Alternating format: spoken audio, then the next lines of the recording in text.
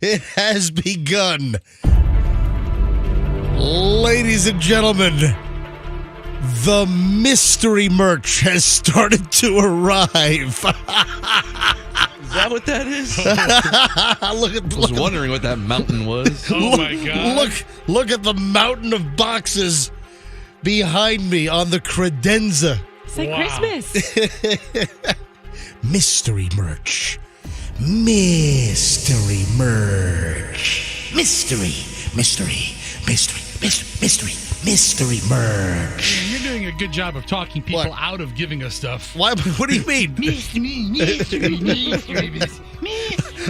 I walked in this morning in the lobby and there's just a ton of boxes just sitting outside. Yeah. I'm like, oh man. All right, let me go to the back of the room and let me carry the pile over to MJTV so folks can see the pile of mystery merch that we're going to open up this morning. We've got decisions to make. One of them doesn't look so mysterious. Well, that's just the box. Oh. I mean, who knows what's inside? Okay. I mean, One of the boxes is a Tolson quick ratchet bar clamp. What is that? I need one. It's in woodworking where you tie two pieces of wood together that you're trying to glue or adhesive together. I'm guessing there's going to be something else in there. I don't know if somebody actually sent us a Tolson quick ratchet bar clamp. All right, so what is going on? Let me bring the boxes over just to show you on MJTV, but the mystery merch has started arriving. It's crazy. It is insane. And well, if you're not familiar with what happened and what transpired last week, hang on. I mean, MJ, there's a lot of boxes. I walked in this morning after you, obviously, and there was still an envelope or two that you didn't see. Oh, where are those? I have them in the office. I was going to bring them in. How many more are there? There's one more envelope that has our logo on it, and it's handwritten. And it was what do you mean it has our logo on it? It was like hand-delivered. It wasn't mailed. It wasn't mailed. All right. So right now, on the MJTV camera, I can't even get close to the microphone. That's why it sounds like I'm off mic, because I am. All right, so hold on. All right. 1, 2, 3, 4, 5, 6. And then the big box is 7 on the bottom. Right. How heavy is all of that? It's not that heavy. Yes. You know, it's 30 pounds, 35 pounds. Put it down. It's a variety of packaging. Different sizes. Yeah, there's a bunch of, back to the mic, there's a bunch of Amazon boxes. So mystery merch is something that we kind of officially launched. And how did this transpire? What was the story?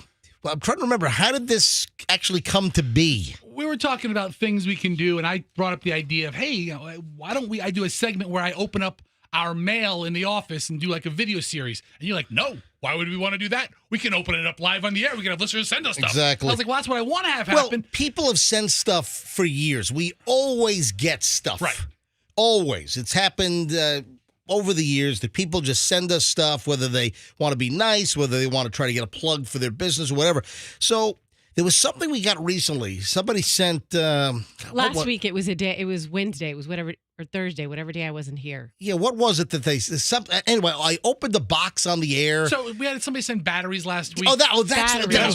The battery guy. I was trying to remember what it was, because Brett sent us batteries. Yeah, Brett sent us a 12-pack of Amazon Basics C-cell batteries for the Megaphone, because the Megaphone was dead, or the batteries were dying, so it was sounding distorted. And I had said that Fester still hasn't gotten a whole bunch of new C-cells, because the Megaphone takes 6 C-cell batteries. 8. So is it 8? 8. 4 4. Fester didn't order them or get them, so a listener by the name of Brett sent us Amazon batteries in an Amazon box. So I unboxed that. I'm like, you know what?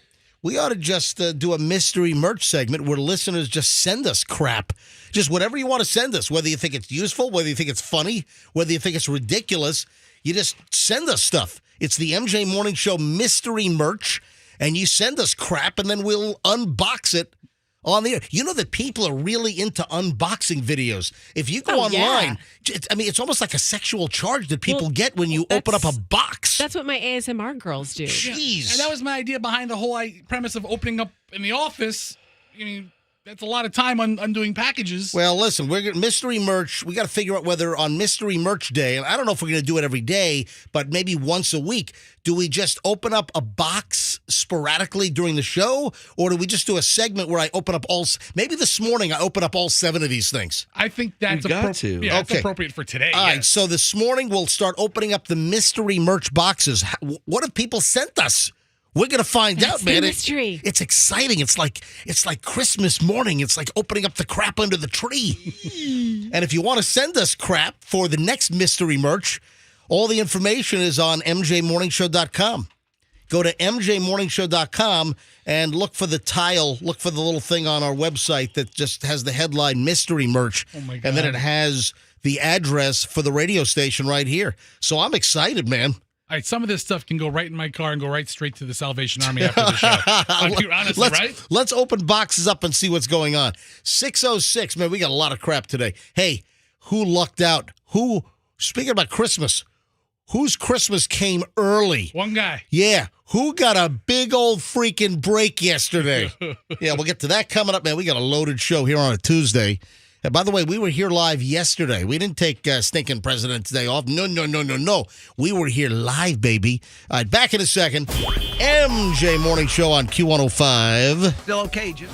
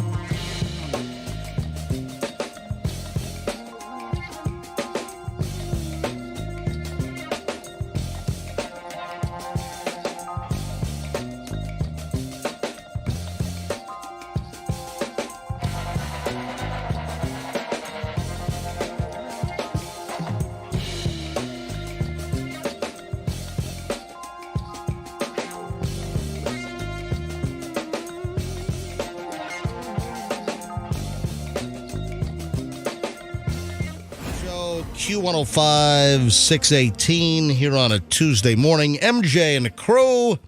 Man, I'm looking forward to mystery merch unboxing. We'll do it sometime next hour, 7 o'clock hour, probably a little later, 7:45, 8 o'clock, so somewhere around there.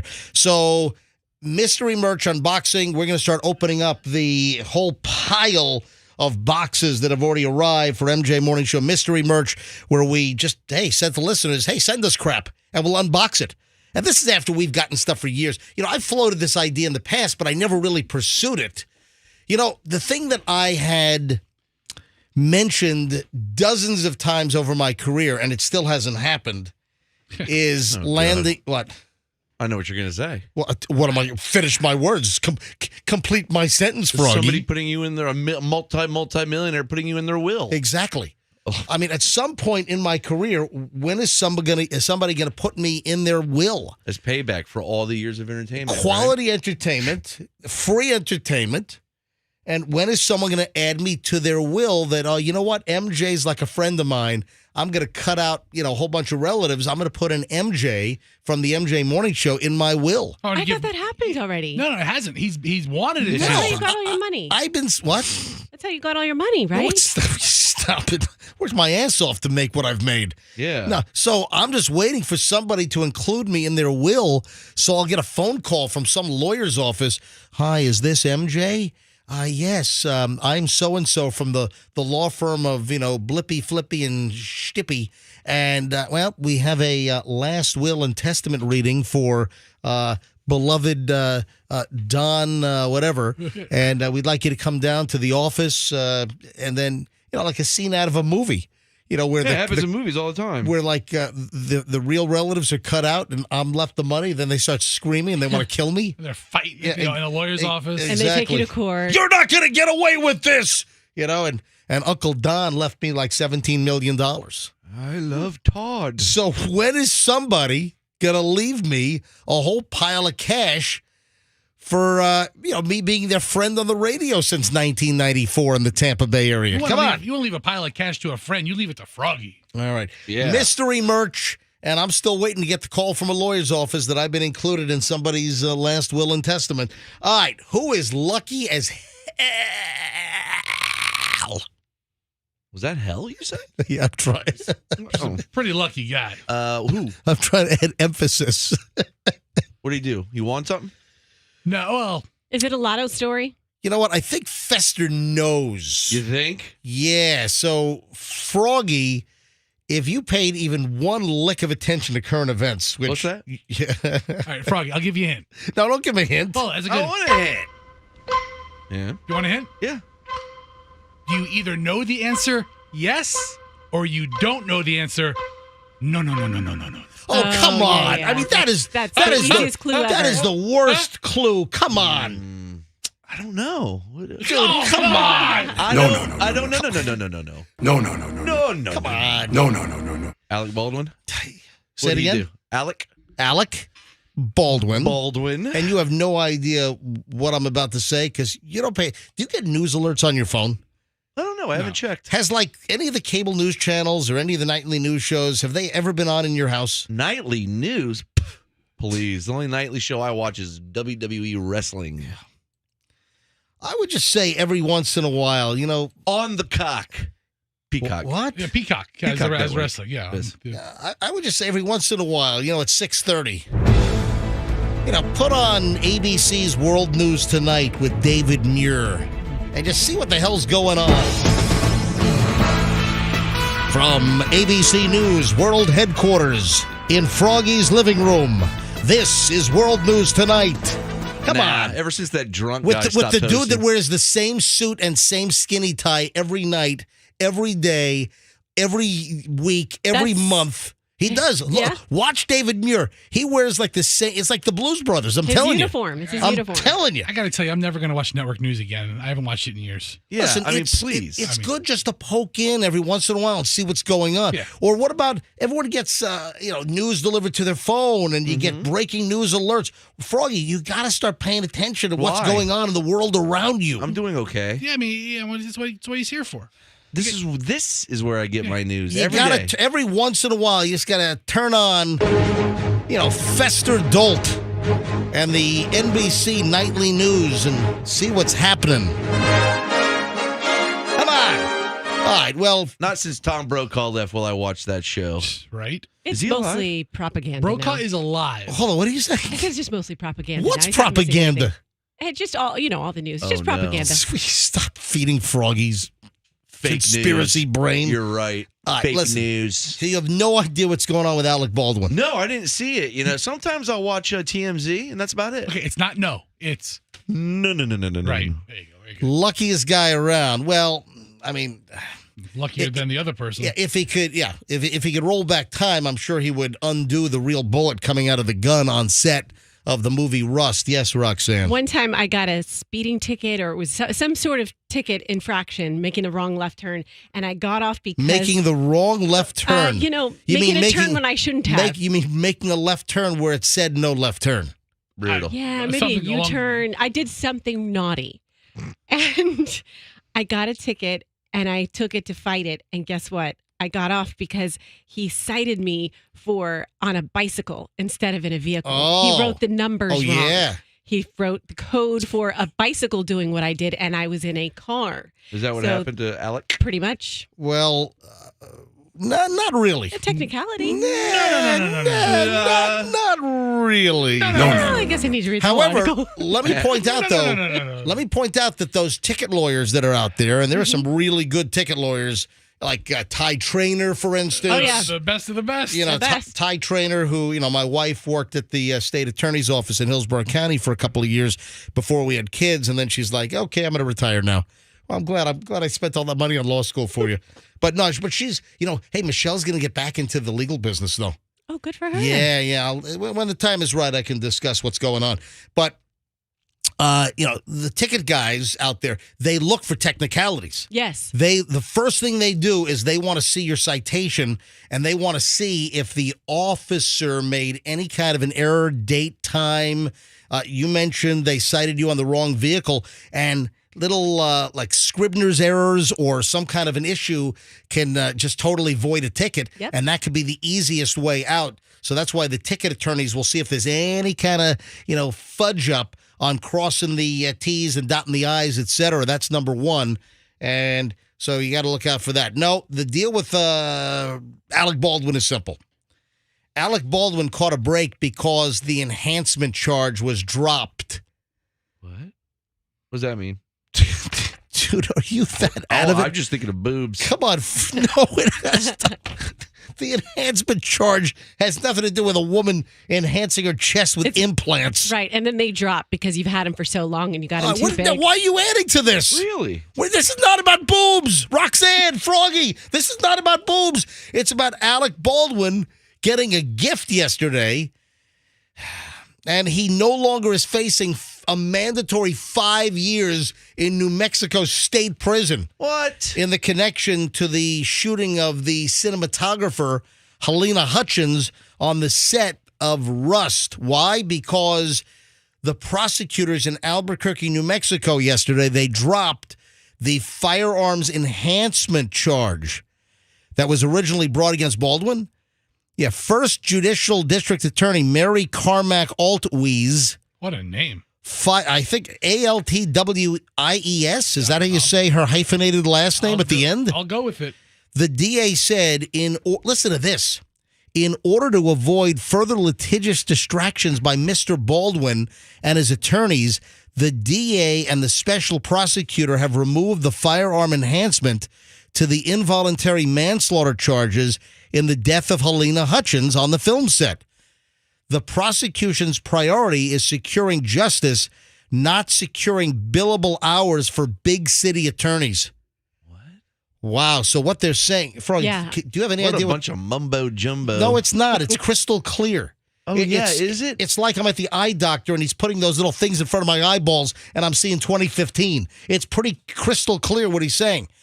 So what's going on here is the prosecution wants to secure justice, but with the enhancement charge, which would be a 5-year mandatory prison term, that the DA is saying that this would be racking up all kinds of immense billable hours for big city attorneys.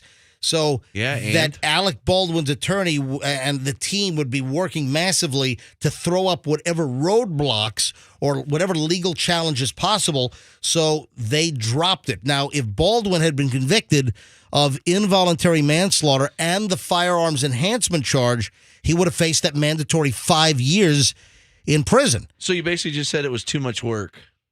No. They don't want to make. That's what it sounds like to me. Yeah. It's just so much Okay. work. We're going to have to work too So- much. Just let him off. The bottom line here now is Alec Baldwin, if he is convicted of pulling the trigger with that prop gun, which actually was loaded with a real bullet and hit the assistant director, went through his shoulder, and then hit Helena Hutchins, and she perished on the set. If he's convicted, now he's facing 18 months for involuntary manslaughter and not 5 years in a New Mexico state prison. Okay, I think you and I might have some different information. I have a story about both of them had their enhanced gun charges dropped. And the reason is because they said their legal team said the charges could not be brought because a change in the law used to file them was not completed until 7 months later. That also was in the news. Yes, so that's the technicality I'm referring to. The charge also, there's a claim that when the incident happened, that the enhancement charge was not fully on the books or had not been Right. passed. So I did hear that. So I don't know how that factored in. The DA doesn't mention that. So the punishment for the enhancement charge carries a much longer sentence, obviously, than killing the woman on the set.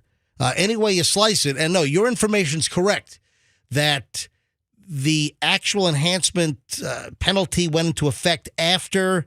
So I think that's one of the arguments that was made. Their team made, that Alec's team made. But I don't know how that fits into New Mexico law, whether if the charge can be brought, even if I don't know if you can't break a law, then they enact the law and then try to charge you. Well, that does retroactivity prevail here or does not? So that's a very good point. No retroactivity. No. Any way you slice it, the fact that the enhancement charge was dropped, that's a big win for Alec Baldwin yesterday because, listen, an 18-month stretch, he could do that with his eyes closed. Right, Alec? No. Congratulations, Alec. I don't know that you want to do any stretch of prison with your eyes closed. I'm so proud of you as your wife. Oh, you're doing Ilaria? Hilaria. Yes. Ilaria. Thank goodness you don't have to be there for 5 years. ¿Cómo se dice Años? 18 months Yes. instead of Años. 5 years? Yes. 5 años. 5 años. Oh, Yes. Alex, how do you say ¿cómo se dice conjugal visit? Yes. We already have 26 babies. I want to do another want 2. more. Let's see. Please. If you're in prison for 18 months, we can maybe nail out 2 while you're incarcerated. Make me scream. No. Go back to that cooking video. If Alec's going to be in prison for a year and a half, With a cucumber? how you say cucumber? No. Yeah, Alex, that's how it's going down in New Mexico. Oh, man. Oh. All right, so Alec Baldwin, pretty lucky dude with having the enhancement charge dropped. All right, 6:32, just getting rolling here on the MJ Morning Show. Got a good pile of the idiot stories next. We call it Morons in the News, and it is moments away here on the MJ Morning Show on Q105. Stand by.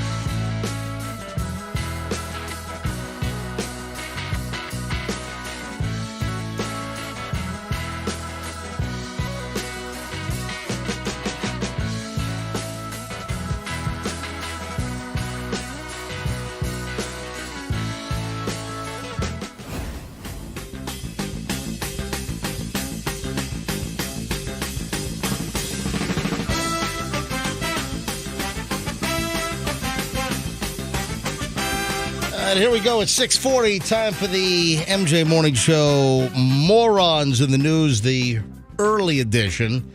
And every day, you know what? There's never a day that we have like a crappy pile. It's just every single day we're loaded with good morons.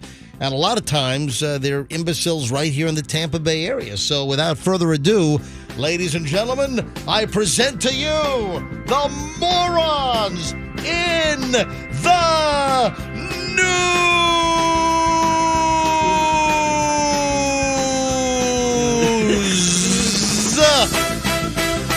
Wow. To pass out. You had to hold that for a while. I wanted to get to the ramp up there. We know. You were like 3 seconds too early. I know. Here we go. You want to start with a little sexual activity? Yes. What do you think? That's Froggy's choice. That's his preference. Always nice and early sexual activity in the morning. Got a couple of sisters busted for threats over loud sex. Yep, we got some guns involved. Wait. Yeah. Hold on. Yes. Could you say that first part again? We have some sisters busted for loud We've got noise. sisters busted for threats over loud sex. Ooh, threats. So they made the threats. They weren't doing it because they're sisters. All right, listen. Does your That's mind disgusting. have... Oh. No, I'm just making sure that I heard you correctly. Taboo, too. Well, can I continue now? I think we're all clear. Okay, very good. Two sisters were very angry that a couple in the apartment next door was making too much noise during their romp. So the Texas sisters, who happened to be armed, allegedly threatened to shoot the loud lovemakers, according to the police, who moved in and arrested the two sisters for felony assault. Busted were Alexis Davis, 25, and Treasure Bibbs, 21. Treasure Bibbs. What a beautiful name. Wow. Alexis Davis and Treasure Bibbs. Oh, Treasure. It's kind of like the dog in The Silence of the Lambs. Precious. Precious. Precious. Precious treasure. Oh, Precious treasure. There was a confrontation. It happened at an apartment complex in Houston. According to the Houston police, an ongoing dispute over noise, which came from the next-door apartment, had already resulted in the two sisters, Davis and Bibbs, leaving notes on the couple's door threatening to kill them and their children. Okay, well, they warned them. They told them to What? stop. I'll threaten to kill Really? your children, Are you yes. condoning a No. note being left? No, the children should have been left the out. only mother in the room? The Really? children Wow. should not have been It mentioned. was really, really distracting. Would you sex like to there. revise that? Apparently so, yes. Wow. During the confrontation, Davis and Bibbs both allegedly pulled firearms and threatened to kill Frank and McPherson. These are, I guess, the two neighbors. Kevin Frank, 30, and Kiara McPherson, 29. And then they also had children as well. So they were both arrested for aggravated assault with a deadly weapon because they pulled the gun. You pull the gun, you brandish, try to get leverage, trying to intimidate. She's just trying to get him to have more quiet sex. Well, guess what? They were arrested for aggravated assault with a deadly weapon, carries a maximum penalty of 20 years in prison. What I would say to the two sisters here, to Alexis Davis and Treasure Bibbs, what I would say to you guys, it's going to be a whole lot noisier in Texas State Prison. It's going to be a whole... So we've got photos of Treasure and her sister, Alexis. Yeah, I'm looking at their Right. mugshots right now. I want to see Frank and Kiara. Yeah. By the I way, want to see how... one of the sisters, which one has the tattoos on her face? Treasure is the one with the Nice. face and throat tattoo. Oh, She's got a hot. throat tattoo, and then she's got some kind of word over her right eye, and then she's got like it doesn't look like a cross because like the cross is too low. It almost looks like a plus sign. Almost like an upside down It's cross, it's maybe? like eyebrow plus eyebrow equals two eyebrows. It's like she needs an equal and then a 2 on the other side. It's trigonometry. It's no, She's- it's not. It's simple addition. She's a really big baseball fan. The throat tattoo. Is a Houston Astros Yeah, star, right, with yes. the big H. My God. Yeah, listen, if your neighbors are too loud and they're pounding the walls and the bed is slamming against, and it's, lots of moaning and groaning, you don't go over there, pull guns, and threaten to kill them. That's going to buy you some jail time. I would have loved to have heard that conversation, though, when they're threatening them, like what they said. And These sisters are really bad news. One of the sisters was busted last year for boosting a 2008 Buick Riviera from a used car lot. All right, you want to talk about a nice car? It's a solid, nice car. The 2008 Buick Riviera is it. Could you? That is nice. I'm looking at it right now. I mean that's a classy ride. The 2008. Damn, that is nice. It's a solid ride. I'm looking them up right now. There you go. Okay. I spelled Riviera wrong. Sorry. You spelled Buick wrong also. You don't even have... B-U-I... You put it Bic. It's not a Bic. Fester misspells Buick and Riviera, so how the hell are you expecting to get a good search result? First of all, Google usually fills it in for you.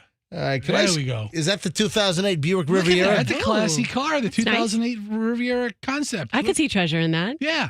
There's treasure. Look at that. That's a reliable GM product. No. That's a concept car, the one you're looking Look at. at the silver one here in the corner. Okay, that's the 2008 Buick Riviera. Okay, all right. Treasure looks there good. you have it. Treasure and her sister. Rocking the face. What a mess. tats. Hey, speaking of cars, I got a local story now. That was Houston. Let's move up to Newport Richey. A little closer to home here. Bring it home. Here we go. We're coming home. A mother's been arrested after her 9-year-old kid smashed her car while attempting to teach him how to drive. 9? According to the Newport Richey police, cops were called to 6335 Grand Boulevard, Newport Richey. Last week, reports of a car crash. The police investigated, and they found out that a 9-year-old was behind the wheel at the time of the crash. Yeah, cops said that video surveillance showed the mother, Amy Lee Kidd, 40 years old, speaking with the child through the driver's side window as she was attempting to show the child how to back out of a parking spot. So the mother's outside the window coaching the kid. And then the kid, hits the gas too hard, rolls into reverse and smashes. Listen to this. The child puts the car in reverse at the direction of the parent and apparently accelerates very fast. The car basically shot across the parking lot at a high rate of speed and crashed into the building. My God. Kid okay? Caused substantial damage. Yeah, the 9-year-old didn't sustain any injuries according to reports as a result of what happened. Then Kidd, the mother, also admitted to officials that she was trying to teach her child how to back out of a confined parking spot. It's too advanced for 9. Plenty of years to figure it out. Not every 9-year-old. This is a pretty smart 9-year-old. Listen, you shouldn't allow a 9-year-old to back out of a parking spot. You don't put a 9-year-old behind the wheel of your car and then teach them out of the, I have the video footage here. This is incredible. Yeah, Fester's got the video. So this thing happened. It's a red Kia, and there's a 9-year-old behind the seat, and there's mama talking to him. All right, now That's a big 9-year-old, dude. Yeah, he's a big kid. Man. That's Augustus Gloop right there. Just put your foot on the gas. Just back it up nice and No. slow. Give it a little more gas. Oh my God! Ah! And then mom is holding onto the car, and mom then gets knocked to the ground. With her? The whole rear of the SUV is completely smashed in. Here, this is from ABC Action News. Augustus. Yeah, this was last week. This surveillance video shows Amy Kidd talking to her 9-year-old child through the driver's side window. Police say she was giving driving tips so the child could back their Kia out of its parking That's what I just said. What a dope. Should we go around the room? Go around the room for what? For what? Yeah, Rox. Give me the rest Guess of his weight? I mean what, 210 it. pounds? Yeah, I'll go 211. Yeah, I don't think we need to go around the room because I don't want to get too late here. But the building... Hit the gas instead of the brake? Oh, man, Rox, Yes. that's so good. Another 9-year-old makes a big mistake. The building the vehicle crashed into, what happened? Listen to this. The car smashed into a building used by Newport Richey Mayor Rob Marlowe's office, which is his other job. So what is he? He's the mayor of Newport Richey, but also has a real job? Yeah, it's a part-time job being mayor of NPR. Is that what it is? I guess. So the car smashed into the mayor of Newport Richey's building where he works. Of all the buildings to hit, you have to hit the mayor's place? Oh, my God. Yeah. My 9-year-old is still learning reverse. He bleeped up the car. Oops, sorry, I cursed. Okay, so we need the music. based on... Hit the gas instead of the brake. Another old fart makes a big mistake. All right, so you want the instrumental version now? Yeah, All right, okay, here we so- go. 3, 2, and... My 9-year-old is still learning reverse. He bleeped up the car. Oops, sorry, I cursed. She even apologized for cursing in her song. There you go. Look at That was that. really good. That's fantastic. All right, well, there you go. Don't put your 9-year-old behind the wheel of the car, and you won't have your car totally frigged up and having a building all smashed up as well. Hey, what's your plan B?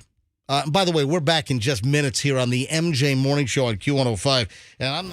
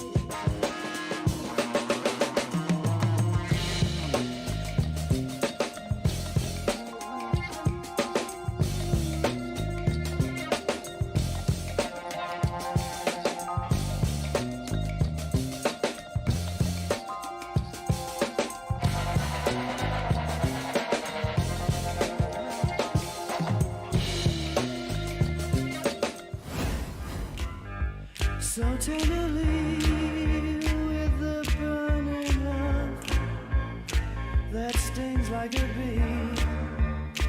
And now that I'm surrendered so helplessly, you know I believe you wanna leave me. Oh, baby, baby, where did our love go? MJ Morning Show, Q105, 7:03 here on this Tuesday morning. If you missed us yesterday, we were live. You might have been off, but we were not off. And you can always go back and listen to our show via podcast or watch MJ TV.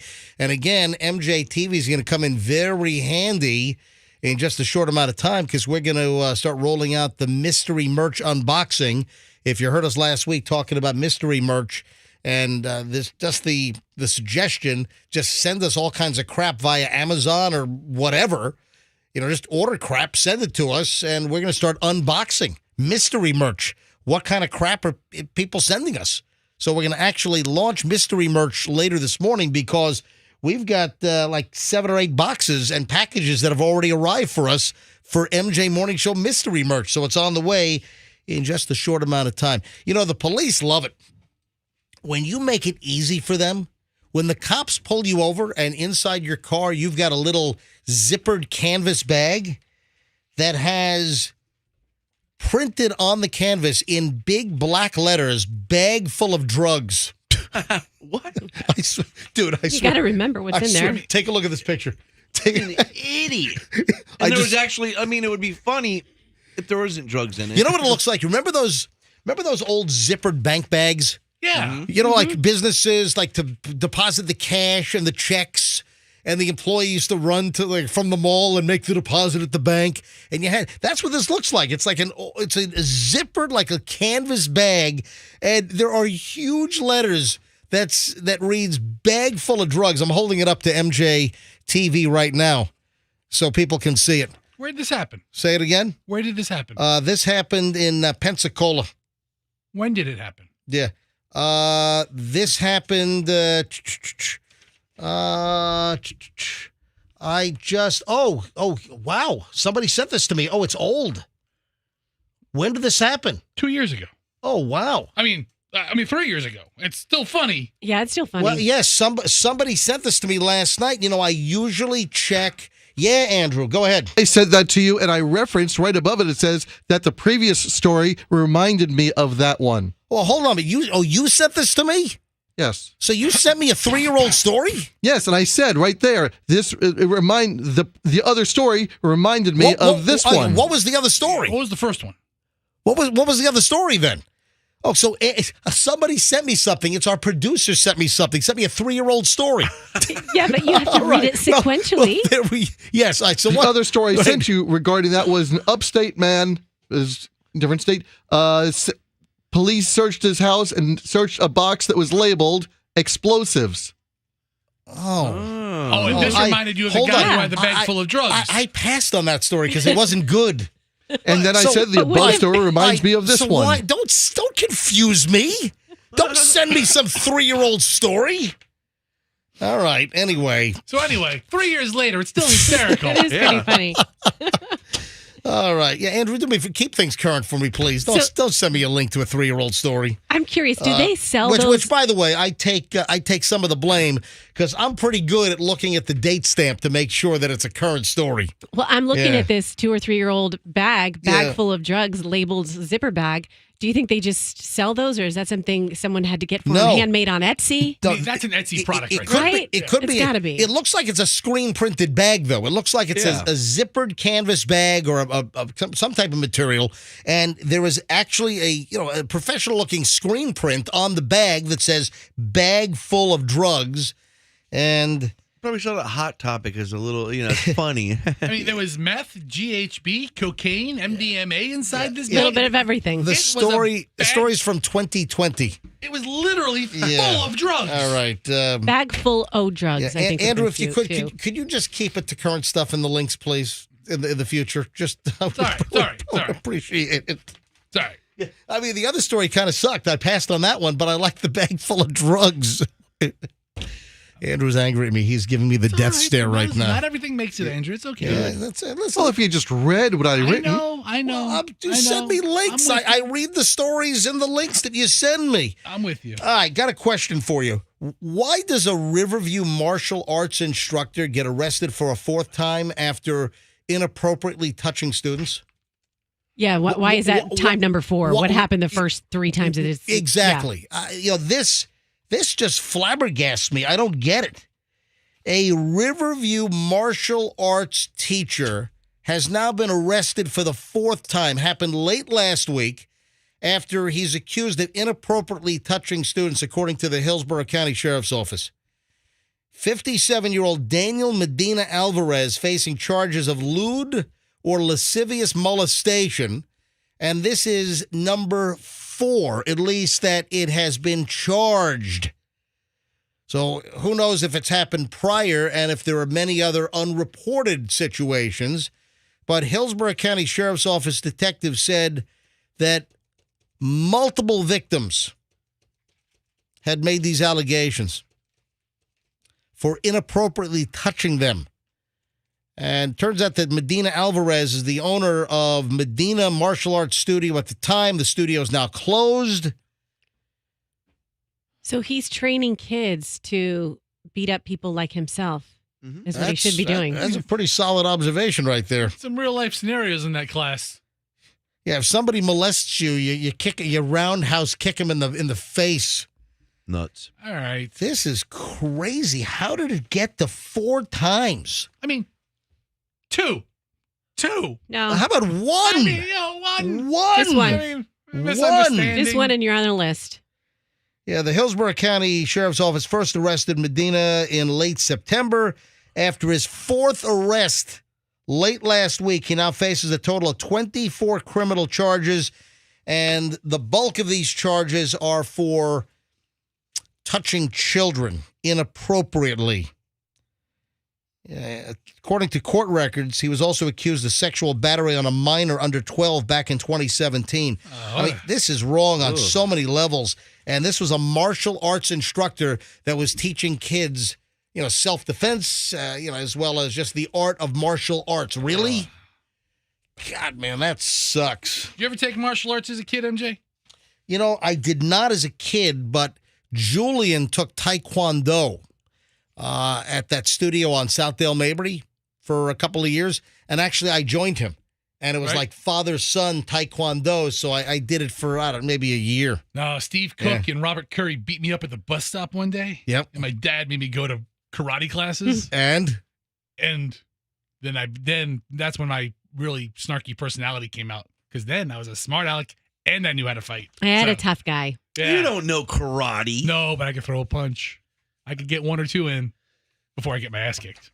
Interesting. But yeah, I took it in the rec center by Seminole High School. My instructor was like the canine instructor for Pinellas County Sheriff's Office. Yep. And he would yell at us like we were canines. They had to hire a canvas maker to make your gi. No, I just had like a tent. who drinks coffee in here? Now, Froggy, me. you usually have a couple of cups of coffee because you spill a couple of cups every week. Probably about every day. Here in the studio. But there's no coffee made today, of course. Do you have coffee over there? No, I have tea today. All right. I mix it up. Today's not a coffee day because of poor coffee management in our building. Hey, Ashton Kutcher, who you really don't hear much about anymore, what does he do? Does he do any movies or TV shows anymore? I think he just invests in stuff. What I does saw him on Ashton? Shark Tank. What does he do? Makes money. I don't know. Yeah, and didn't he get sick with something a couple of years, like during COVID times? I think he was sick with some sort I of can't strange. remember. The reason why I'm bringing up Ashton Kutcher is he was on that Kelly Clarkson TV show, which I have never seen. Oh, boy. I mean, how many people watch that, the Kelly Clarkson TV show? But Ashton Kutcher was on recently, and he said that he puts orange juice in his coffee. Ew. That's really weird because you would think the acid from the orange juice would like make it icky. Well, that's the point here. He says that he's not big on creamers. Gross. Dude. Don't like them. I usually drink black coffee. That's my go-to, black coffee. But occasionally I like light roast black coffee. And one of the things about light roast black coffee is that it has citrus notes in it. And the acidity gives it a brightness. So wait, is that true that light roast black coffee has a citrus note? So he's enhancing it by, Fester's now on like a Martha Stewart website. Not that Martha. It's another Martha. Oh, it's a different. But So I typed in coffee and orange juice just into Google, and a bunch of recipes popped up for it. this is a thing? Coffee and orange juice? I'm going to start trying it. It's not a my big God. thing, but it's something that exists. Hey, do you know about the chickle? Nope. Speaking of weird food crap, I've had like half a dozen people send me the chickle. What is It's it? like, MJ, have you heard of the chickle? What is it, a chicken pickle? Oh, hang on a minute. No. Pickle. Hang on. A chickle. What's that? Chicken Fester, pickle. hey, Fester's not barking up the wrong tree altogether. The chickle, which is, this seems to be pretty nasty. So I'm going to tell you what the chickle is next. Oh, also, airplane etiquette on the way. Are you a candle burner in your house? What about women and selfies? There's a new science on women and selfies. And a whole lot more next on the MJ Morning Show here on Q105. Don't move. A big, long chunk, an hour, 20 minutes, nonstop is next. My friend.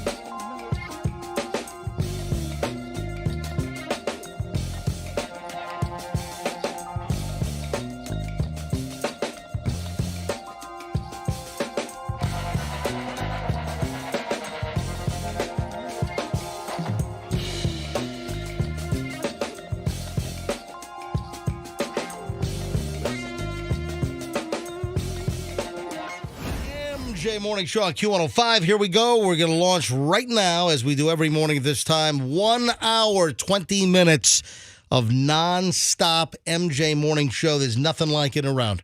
Nothing like it in town. We go for 1 hour, 20 minutes, uninterrupted, no music, no commercials, right now on the MJ Morning Show. First thing, the chickle. We'll also get into unboxing. The MJ mystery merch packages have begun to arrive, so excitement is in the air. I have a question about this. Do you feel it, Froggy? Do you feel the excitement in the air? Is all this stuff going to go to you, or Yeah. Are you gonna? can Are we pick a box? Well, I mean, there's going to be some Dude. serious shoplifting going on in the studio. what do you mean shoplifting? Yeah. It's not a retail establishment here. It's not the right word, shoplifting. How's it Is going to be this divvied just out? Give out to MJ? Guys, is that we're what this just is? opening up there to the MJ Morning Show. Again, mystery merch is about to make its debut. We mentioned this last week. The boxes have started pouring in where people are just sending us crap. All right, now we're going to unbox the excitement in minutes. First, though, the chickle. And I have had no less than 6 or 7 people send me links and, hey, you guys ought to make the chickle and then eat them during the morning show and give out your review of it.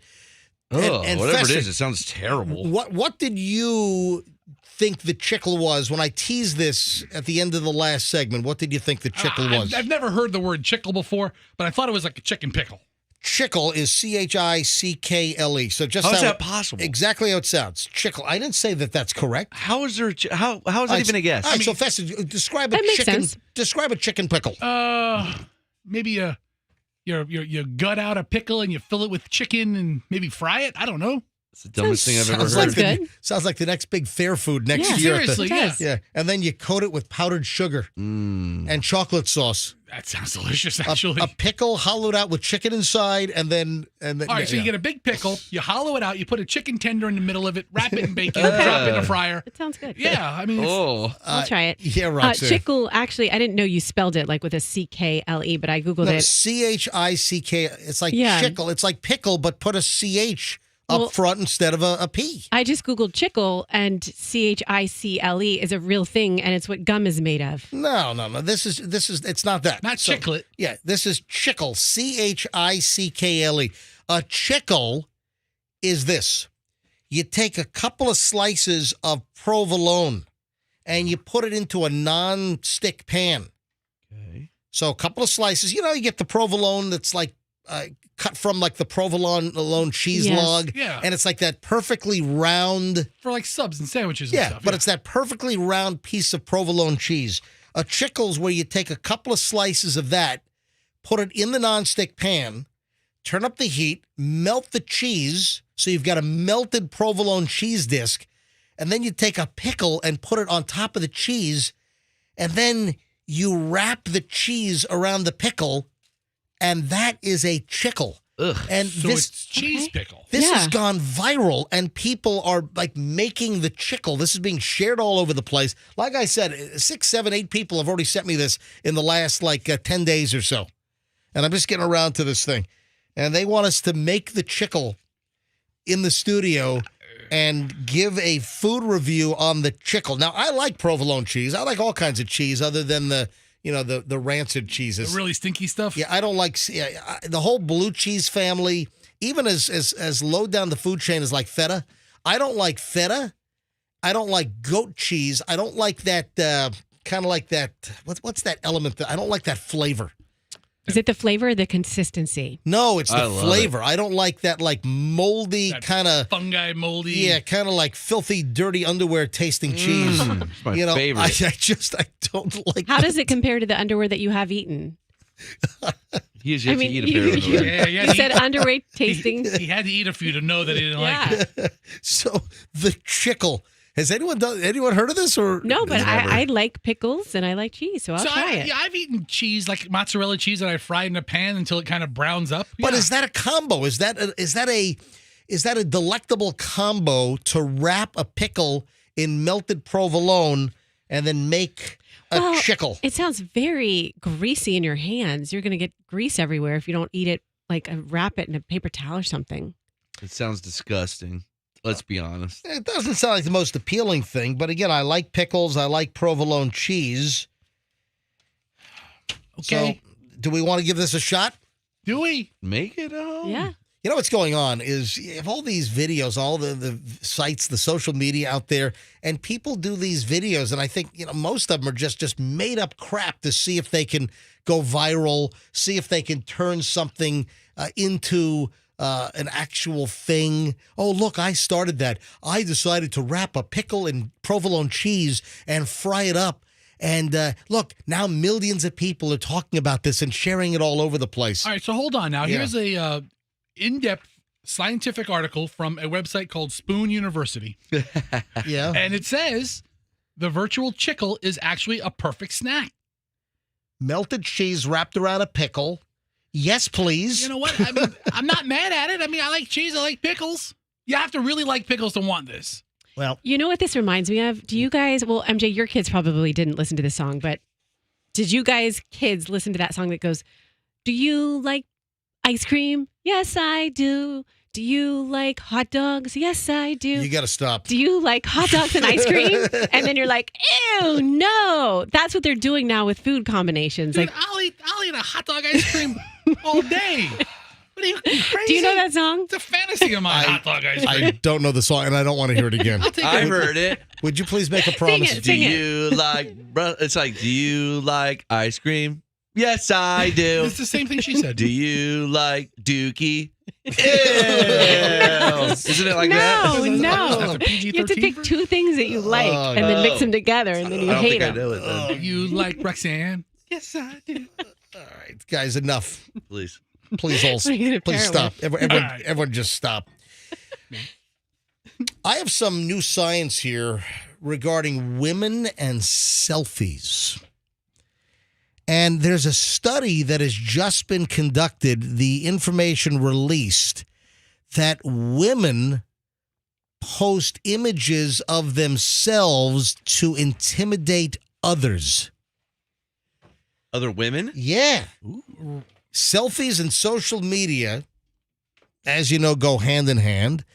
But what are they trying to convey? What are people trying to get across when they post an image of themselves online, on Instagram, on other social media sites?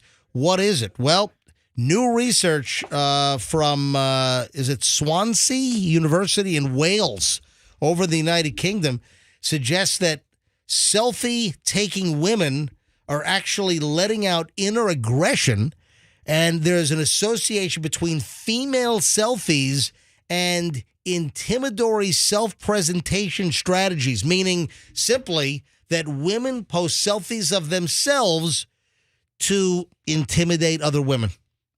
Okay. I never thought of it like that. Roxanne, you're the woman in the room here. Yeah, I can honestly say that's not my MO for posting a selfie. I'm not thinking, okay, I'm going to try to intimidate other women. In fact, I don't really feel comfortable doing like a Kardashian serious face in photos. You know, that they kind of started that where they do those just pouty lips and they kind of scowl and look at the picture. What camera. about photoshopping yourself relentlessly to the point where there are errors and people point Yeah, out right. and point and laugh at how ridiculous some of the Kardashian Photoshop fails are. Yeah, that's a Give good- yourself an alien nub. I mean, do men think like that? You post a picture of yourself, you think, oh, I'm going to really flex on Brian today.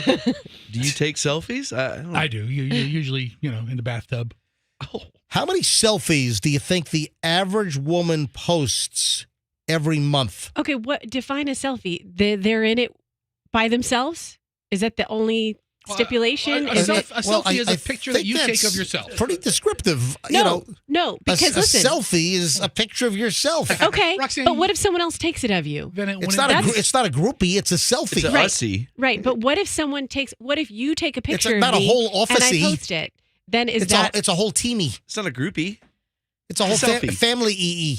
under the category of pictures, we have to segregate selfies selfie. from other photos. Yeah. I'm Yes, trying yes. to determine if a selfie is only one you take of yourself? Yes. Or if you have, Yes. what if Fester takes one of me? Is it That's still not a a- selfie? that's not a selfie. Okay, That's a that's festie. what I'm getting down to. Then I don't really think I take selfies. I think Well, hold on. I have what other don't people. you understand about the actual description and the definition of the word selfie? It's a picture Because you take yourself. I've seen people identify selfie as just you by yourself or one you've taken of yourself. I've seen it both ways, and I'm trying to see how this room determines. I think a selfie is defined as a picture where you hold the camera. You take a and picture you're of in the yourself picture, and Okay. you post it. So possibly with other I don't people. do a lot of selfies. how many selfies do you think the average woman takes and posts a month?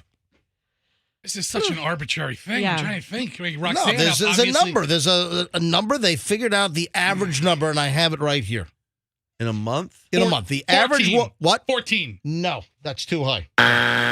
Nope. In a month. I had a way to blow it already. I don't know. Yeah, 14 If too you were high. if you were playing the Price is Right selfie mountain climber game, that thing just went right over the edge. Carrie says you suck. I say 8. That is too high also. Oh, this is a nonsense. 5. 5. Five's the number. The average woman takes 5 selfies a month And post them or takes them? and posts them. And post Takes them and posts them, and It's not that much. research reveals. But the real crux of the story is that women post images of themselves in order to intimidate others. Yeah, I don't even like to look at the camera half the time when I take a picture. I'm not trying to intimidate anybody. You want to hear something funny? What? A listener by the name of Dave. That is funny. Dave. Dave. Stop. Dave, listen to this. Stop. Dave grabbed a chunk of me speaking on the MJ Morning Show.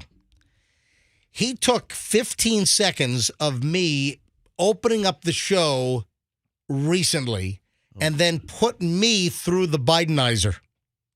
What's the- what's a what? Bidenizer? I mean, obviously refers to Was it President Biden, right? Aging machine? All right. He took my actual voice, and I've got the before and after. A listener took my voice and turned me into President Joe Biden. What is it called? The Biden IZER? Well, I got to find out more about this. I believe that there's a whole list of celebrities, and you can take any audio. You can record yourself saying whatever and put it through this little digitizer and turn your actual words into a replica so it sounds like someone else. So I'll give you an example. Oh, my God. You imagine if you had this during your crank call days? Listen to this. This is me from a recent show opening up the program right at 6 o'clock. Listen. Guess it's a good thing that I'm here because I'm the only one here. Well, it is the MJ Morning Show. I'm MJ, and it's the what's that? Fester's on hold. Listen to this. Yes, it's a good thing I'm here because I'm the only one here. Well, what is the MJ Morning Show? On MJ, and it's the also happens on hold. Wow, it sounds like he's. That sounds like the State of the Union address right there. No, Oh my God. no, it sounds a little grainy. But do you hear Can't be that? perfect. Well, at some point, the technology is going to get perfect. The point is, man, the deep fake technology and what people can do with videos now Yeah, that's not is good. crazy. Deep fakes where you can get people to believe that somebody did something or say something. Listen, there's a fear that could start wars. There's that- Tom Cruise ones out there are insane. Oh, that's what I'm saying. They look just like so him. the resolution on that, the Biden's a little grainy. However, I mean, it really is amazing taking my voice, taking this. Guess it's a good thing that I'm here because I'm the only. All right, so here. Yes, it's a good thing I'm here because I'm the only one here. Okay, so can Dave take a segment of the show Yep. and make me sound like President Obama Right. and make you sound like President Biden? Yeah. And Froggy, you can be Hunter Biden. you can be Hunter Biden. Or you can be Trump. And Roxanne can be Melania. Perfect. Or Okay. you can be Dr. Jill. What are the other celebrities, I wonder? I don't know. I've got to find out. I got to write back and say, hey, can you give me this website or is this an app or, what's the story? And then he also did another one. And this is not me saying anything. He just got President Biden to say things related to the MJ Morning Show. Here, listen to this one. I used to be a DJ MJ. Watch this. You were listening to the MJ Morning Show on the station that rocks the docks, shakes the lakes, reaches the beaches, and rules the pools with MJ Fester, Froggy, and Roxanne on Q1 5. That didn't sound overly Biden-y. And then it's video, though. I'm only playing the audio, obviously, but there's video, and it's Biden, and he's speaking these words. The point is that some of the AI, the artificial intelligence, the deep fake possibilities, and some of the technology that is available, it's so good that this is problematic. People are going to have scandals. People are going to have careers wrecked. There's going to be turmoil. Like I said, there's belief that some of this AI technology and some of this deep fake technology could actually start a war. There's somebody, a friend of mine, who just showed me this the other day. You just need 3 seconds. He was showing me examples. Yep. 3 seconds of someone's voice, and the computer can copy it and make it say whatever it wants to. There are tons of different programs out there. There are some that are unbelievable. I have seen the Tom Cruise deep fakes, and those are smooth. These are a little computery sounding, but still, it's incredible how you can just change my voice into sound over a like phone or something. That would sound real. And don't even get me started with Chat GPT and all this. What is crap that? That's dude, wouldn't you pay attention to the world around you? Chat GPT. Type it in Google on your own time. Chat GPT. It's a You thing. have no idea what's going on with Is Chat. that the AI thing? Yeah, where it's a program that can just write speeches and okay. all kinds I wish of I had that in school. term papers. It's just sermons. How's that possible? Well, because how's it possible? A computer. You want to hear something? You want to hear something weird? This is frightening. Before I move on, I want to tell you something. I was in 7th grade at Pembroke Meadows Elementary School, and I remember this like it was yesterday. I'm 12 or 13 years old. 7th grade, my teacher was Mr. Petrin. So my homeroom teacher and our health and science, whatever, Mr. Petrin. He was a cool guy. 7th grade teacher, Virginia Beach Public Schools, Mr. Petrin. And I remember waiting for the bus. At the end of the day, you wait for your bus, and they typically called your bus on when that bus was pulling up, and then you go to your bus. And I was standing in the doorway in Mr. Petrin's room. Oh, and God, I where's this remember going? And I said to Mr. Petrin, this is 1979. I'm like 13 years old. And I said to Mr. Petrin, do you think that someday that computers will just be able to write books? Oh, Todd, What a you're prophet. crazy. Yeah. I said it to him. I said, and he was like, no, I don't think so. I'm like, yeah, I think it's going to happen. And I remember distinctly saying that computers someday would be able to write whole novels. And he said, Todd, come sit on my lap. Let me talk to you God, about I missed this. the boat. I could be like Elon. If I would have pursued that, I could be like Elon Musk and a crazy, erratic billionaire. You're not that far off, except for the billionaire part. I mean, you're like in the 9/10 of the way. So the whole artificial intelligence thing, man, I'm telling you, it's going to get us into trouble. It's totally. It's going to get ugly. But the good thing is, if you do something or say something stupid, then you can just blame it on that. Like, oh, no, that wasn't me. That was a deep fake. I didn't say that. Yeah, right. Guess what? That defenses are coming. Right? Yeah. That defense is absolutely 100% coming. Isn't that already here with, I didn't tweet that, I was hacked? No, Yeah, this is different. yeah. This is No, that is different. But that's another excuse that people make, that when they do something ridiculous or there's some kind of a horrific tweet or social media post, that seems to be one of the go-to excuses that I was hacked. I wish somebody cared about my socials enough to hack it. Please. Are you guys ready to start opening up some of the mystery packages? Yeah. I'm really excited. Hey, MJ, here's another envelope. I put it up here by your kind of between the Oh, computer here it is. monitors. So that was waiting on This is just dropped off. I don't know what it, but look, it has MJ. MJ's big package. I mean, it has, mystery merch. so it was. Unbox-a-thon. It wasn't mailed here, but it was dropped off for this. Yeah, it's just in a number idea. 10 envelope. It's just Right. in a business envelope, and someone just dropped it off. All right, folks, it is time to play mystery merch. Here's what happened. We've mentioned this numerous times, and we've had people send us stuff for years, and we thought about this. I mean, literally, we could go back to the very beginning of the MJ Morning Show. We've had people drop stuff off in the lobby. We've had people mail us stuff. Happens all the time, but I think we need to kind of make a concerted effort to build a franchise, and it's the MJ Morning Show mystery merch. What is mystery merch? It is very simple. And this all really, I guess, got totally primed to the point where I'm like, all right, let's just do this. Let's do this in an organized fashion, because I was bitching about Fester not replacing the C-cell batteries in our bullhorn. Stolen. And the bullhorn, the batteries were going dead. You can even hear the bullhorn was kind of going dead when we stood outside of Antonio Brown's house.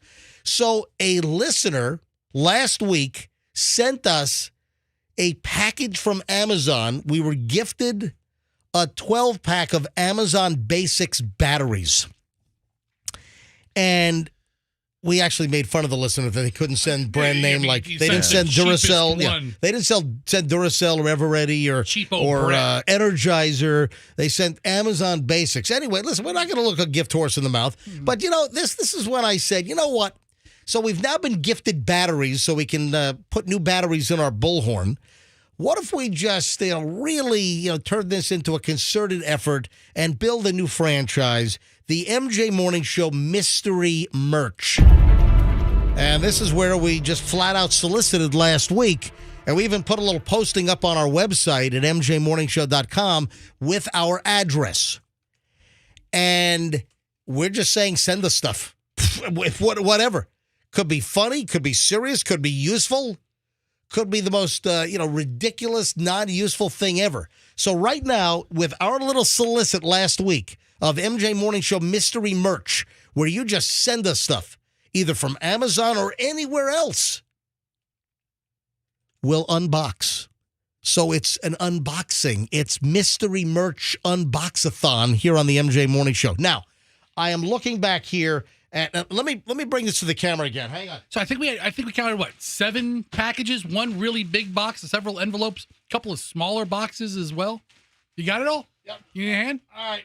So I'm holding this up to the camera. Now I'm away from the mic because I can't get too close to the mic. Where are you going to put the stuff? I'm put it on the side here. Okay. All right. So I'm going to take all. What are you laughing at? It's taller than you. All right. I'm going to take this whole pile of packages and I'm going to stick it right over here on the side. Okay. All right. Nice. So now I'm going to reach over and I'm going to grab. Oh, and by the way, in just minutes, I'm going to get to our item about Generation Z is obsessed with this. Yeah, it's going to be more than a minute or two. Well, You have listen, 7 packages to open it up. doesn't mean I have to open all 7 of them right now. Probably not. I'm only going to open up a few. Maybe I'll open up another, later on in the show. I'm only going to open a few here. All right. All right, so here we go. And then Generation Z is obsessed with this. What? We'll tell you in just a matter of moments. All right, this is package number 1. I got a lot of issues with this now that What is wrong with it? It's mystery merch. What if they include like a long letter? Are you going to read that letter? This Oh, is God. to MJ Morning Show from Lisa K in Largo. All right, here we go. You're going to have to be really You need descriptive. scissors for that. Yeah, No, I got and it. I can't see anything from where I'm seated. Stand up. Here we go. Stand there, up. There are 2 things in here. Okay. Here's a, Ooh. 10 packs of Slim Jim. Ooh, I'll take one of those right now. Original Thank and you. cheese. That's awesome. Oh, Lisa, thank you so Yeah. much. So, and I'm holding this up to MJTV. 10 packs of Slim Jim original and cheese, little beef snacks. Pass Doesn't that get much around. more And random then than that. Also, the mini garden mermaid. What Oh, that's cute. Look at this. This will be great for your kids. You can bring this home to your kids, Roxanne. Yeah. It looks like it's totally toxic. Somebody hit it, though. all right, It does look Or like, Hadley. Hadley, is it Look for at this. little kids or for, it's ages 6+. okay? Yeah, Well, so- it does look like a little made in China death trap, but listen, it looks like a lot of fun. Boy, is that random as hell. They must hit the impulse section of this is Walmart. fun. All right, that's the point. This is it. Super fun. This is mystery merch. never know. You never know what's going to be inside the box we're going to open up next. I will volunteer to hold the Slim Jims. Yeah, throw those Yeah, over come on, here. bring 'em over I there. want a cheese Go one. around and get them. Hang on a minute, guys. Let's not get distracted just yet. You're All right. opening. We're All enjoying right. the Slim Jim. I- Everybody's yeah. getting distracted. All right, hang on a minute. Andrew says I need to keep the label with everything that's sent. Yeah, we got to keep. I gotta keep who sent what. Because what? Why, Andrew? Are you going to send a thank you note to everybody? Hold on. All right, here we go. The next one here. This is an Amazon package. Again, this is to the MJ Morning Show. Oh, from Lisa K again. All right, Lisa. Oh, my All right, God. are they Oh, all my going to be God. from Lisa? No, they're not. Okay. But hang on. Here's the next one. All right, Lisa K has Lisa a big giant bag of Haribo Cola gummies. Okay, you can have all of those. Bust out the Slim Jim.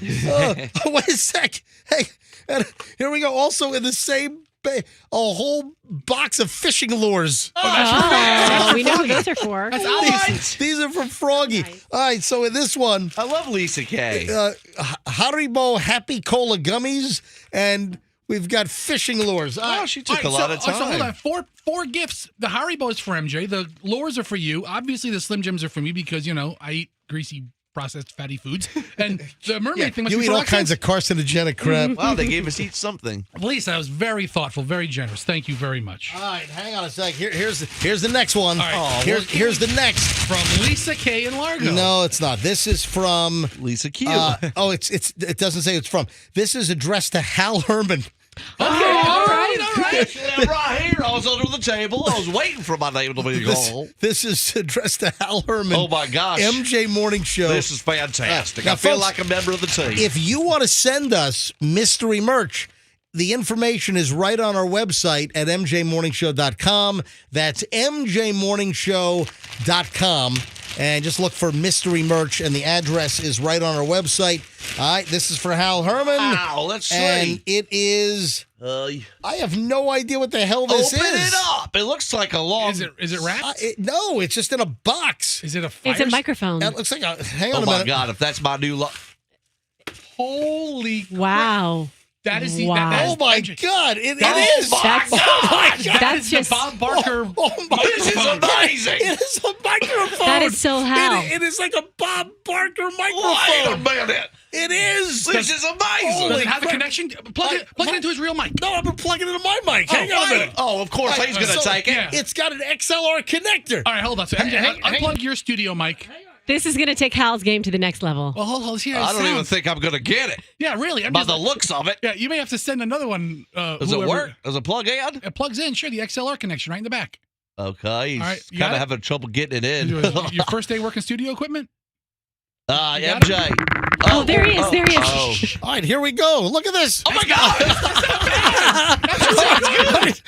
I plugged in the microphone, and I'm using this. You got to see this on MJTV. So this Oh my solves. God. It's like a Bob Barker microphone. Remember my old one that didn't Hey, work? good morning, everybody. So I'm talking on the microphone that was sent to us. Oh my! That's broadcast quality. Listen, How MJ, much was that thing? That solves a big I don't problem know. we've had with Hal. Hal talks into a fake microphone and completely ignores his studio mic. Now we just get a longer cord and you can walk around. Look at this thing. I'm talking It on this bangs. microphone. Hey, just watch MJTV. I've disconnected the RE27 professional broadcast mic, and now I'm plugged into this thing right here, and it's got a flexible neck and everything. It's a snake neck. Look at Hey, this thing. hey, there's a note in Oh. there. Someone just the sender Yeah. said there's a note and you need to read it. And There is a note. Hang on a minute. MJ, we have a wire if you want to walk around with it. Yeah, we There can- is a note. It says, "Enjoy your mystery merch. Can I get a quack quack? Love you guys from Amanda Barrett." All right. Absolutely. Amanda, thank you. you can get a quack quack. Here you go. Here's your. There you Amanda, go. do you like to bear it all? Can I get a quack quack for that? So. Makes you feel uncomfortable when you say that joke, All right, Roxanne. hold on. I'm unplugging this. I'm going back to the regular microphone. MJ, I but have to this doesn't sound that bad. It's Bob Barker's mic. Of course it sounds good. Hang on. All right, we just unplugged it. I'm just going to reconnect his microphone. Okay, now I'm reconnected. All right, give it to Froggy. It's his. All right, Give it to Froggy, Hal. there's your All microphone. right, hey, I need to take a second. MJ, do you know how, wow, look at the mystery merch, man. Do you know how this name, MJ Mystery Merch, came about? How do I look, Do everybody? you have any idea? How do I look? You look great. Well, Hey. you had to get on camera. So Hey, where's you're the off camera? camera. You need your jacket. You They got- hear me. All right. Do I sound clear? Hey, everybody, welcome to. We're not doing a game, but we're testing out the microphone. Scared the hell out of me. Don't touch the mic part. It's All really right, what do you sensitive. mean? Yeah, Don't touch this part? Don't touch that part. Don't touch Right it. here? It sounds like crap. Okay. Don't Wow, don't this touch is- that. this is- Look at All right, that. So, MJ, last week when we were coming up with the idea, we were Yeah. kicking around names, and Look at this Nancy sent me a text, Right. and all she writes is, MJ Mystery Merch is a great name. And I write her back, ooh, yeah, it is. And then I floated it by you, and that became the name. All right. I mean, so far this is fantastic. We got lots of great stuff here already. Yeah. All right, one more. I'll open up one more mystery merch package, and then we'll do more later on.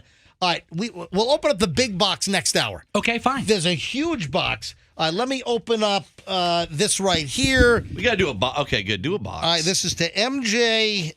All right, this looks like it's all. Is this Amazon? All right, so now that MJ Mystery Merch is evolving, All right, hang on. I'm opening up this box right now. Amanda brought up a good point. She addressed it to the person she wanted to have it. Yeah, that was good. You know. All right, it says, keep your gift a surprise. Unwrap your present before opening this envelope. Okay. Hang on. Oh, my So- gosh. Don't be edible underwear. No, I think this might be another. It's wrapped in like in a gray sack. I can already feel. I think this is a 5-pound bag of more cola gummy bears or more cola gummies.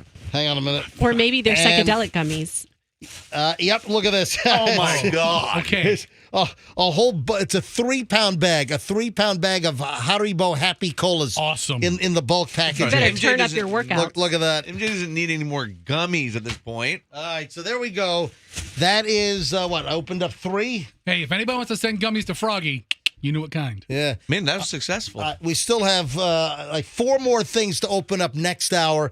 If you would like to send us mystery merch, whatever the hell it is, it could be serious, it could be weird. Will you be the next mystery merch item unboxed live on the MJ Morning Show here on Q105? Just go to our website, mjmorningshow.com. That's mjmorningshow.com, and look for the mystery merch entry on our website. Click on it. The address to send us the mystery merch is on the website, mjmorningshow.com.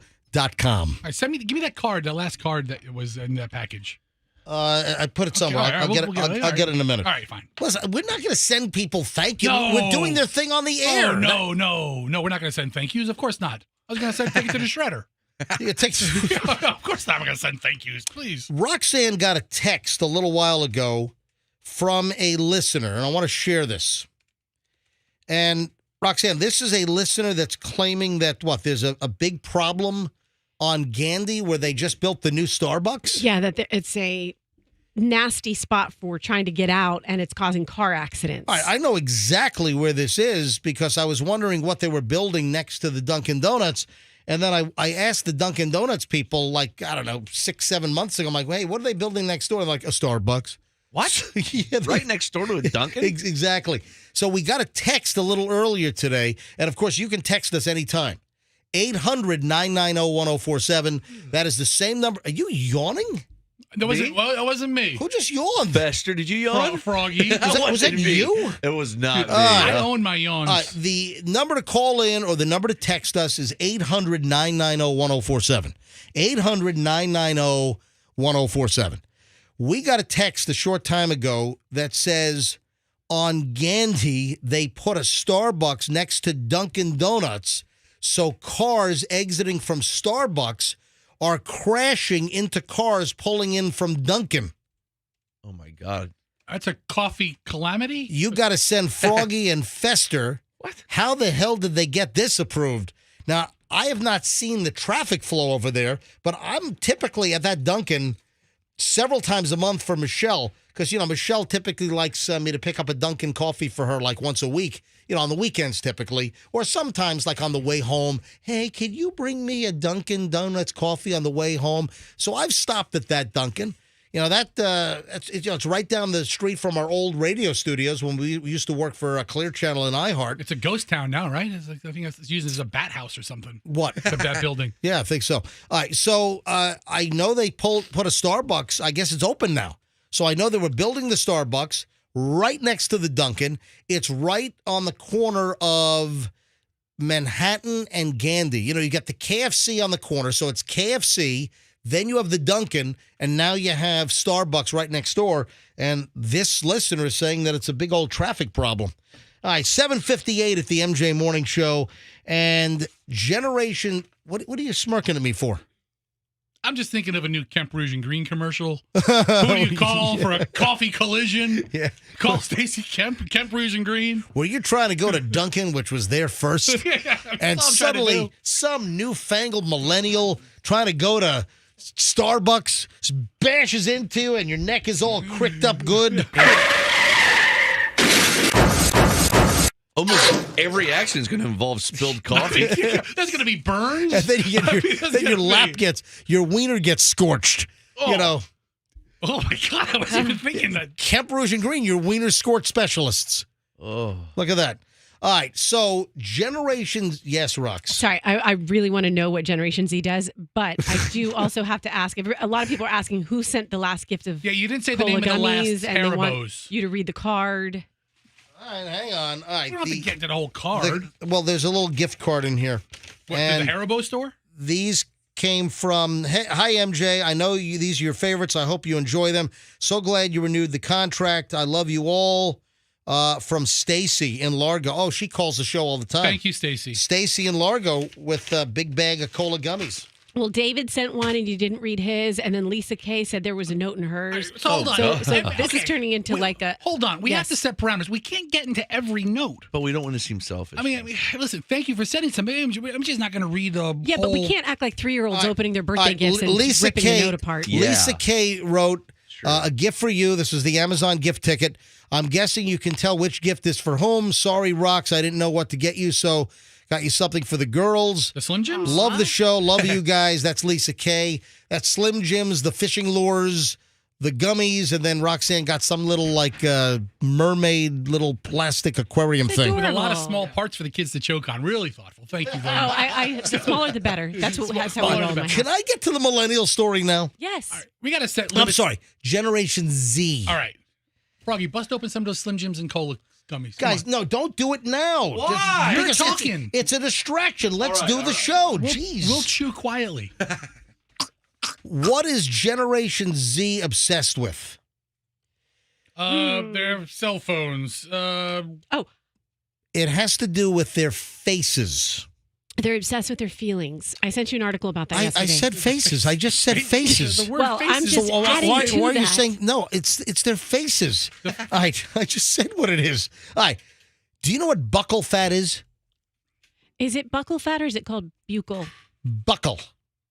Buccal fat. Is that the fat around your gut? I looked it up. Is that Festa, go to the M-W Talking Dictionary. I've always thought buccal fat was that dent I have in the bottom of my stomach where it sits on top of my big belt buckle. Or my big belt buckle for a day. Or just so fat that if someone picks you up, you buckle over. The other person does. Buccal fat removal. Generation Z is obsessed with this, apparently. So, Festa, go to M-. Oh, it's buccal. Listen, I said go to m-w.com. Hold on, I'm trying to get there. No, you're not. You didn't even type that in. You're not trying to get there. I don't even know how to spell the word. m-w.com. m-w.com. That is the Miriam. Oh, my God. Just get away from the computer. Stop. Just get away. Stop. M-W. Freaking stop. Let me type this. Stop. No, that's the point. I can't. You Stop. can't. All right. Why do we share a computer? All right. Why do we share a freaking computer? Type Jesus, in, man. Type in BUCCAL. B-U-C-C-A-L. C-C-C-A-L. No, B-U... Jesus. Shut up. Hold on. B-U-C-C-A-L. Well, you kill everything, dude. On a cracker. What are you He's- doing? You type it, dude. He's Seriously, I quit. typing- I quit. he's I don't want to touch typing this computer anymore. He's typing in C-C-A-L. It's no... Go back and correct it. You Right, touch. I don't so, even care. So this is the pronunciation, and I believe it's buckle. B-U-C-C-A-L. Buckle fat. All right, listen to this. Buckle. There it is. All right. So you thought, Roxanne, it was buccal? Yeah, I thought it was buccal, like a bugle that, yeah. Buckle. That you eat. No, it's buckle. Buckle. I didn't know how to pronounce it. I'm being honest. I did not know how to pronounce this, so I actually typed it in myself. Buckle, B-U-C-C-A-L.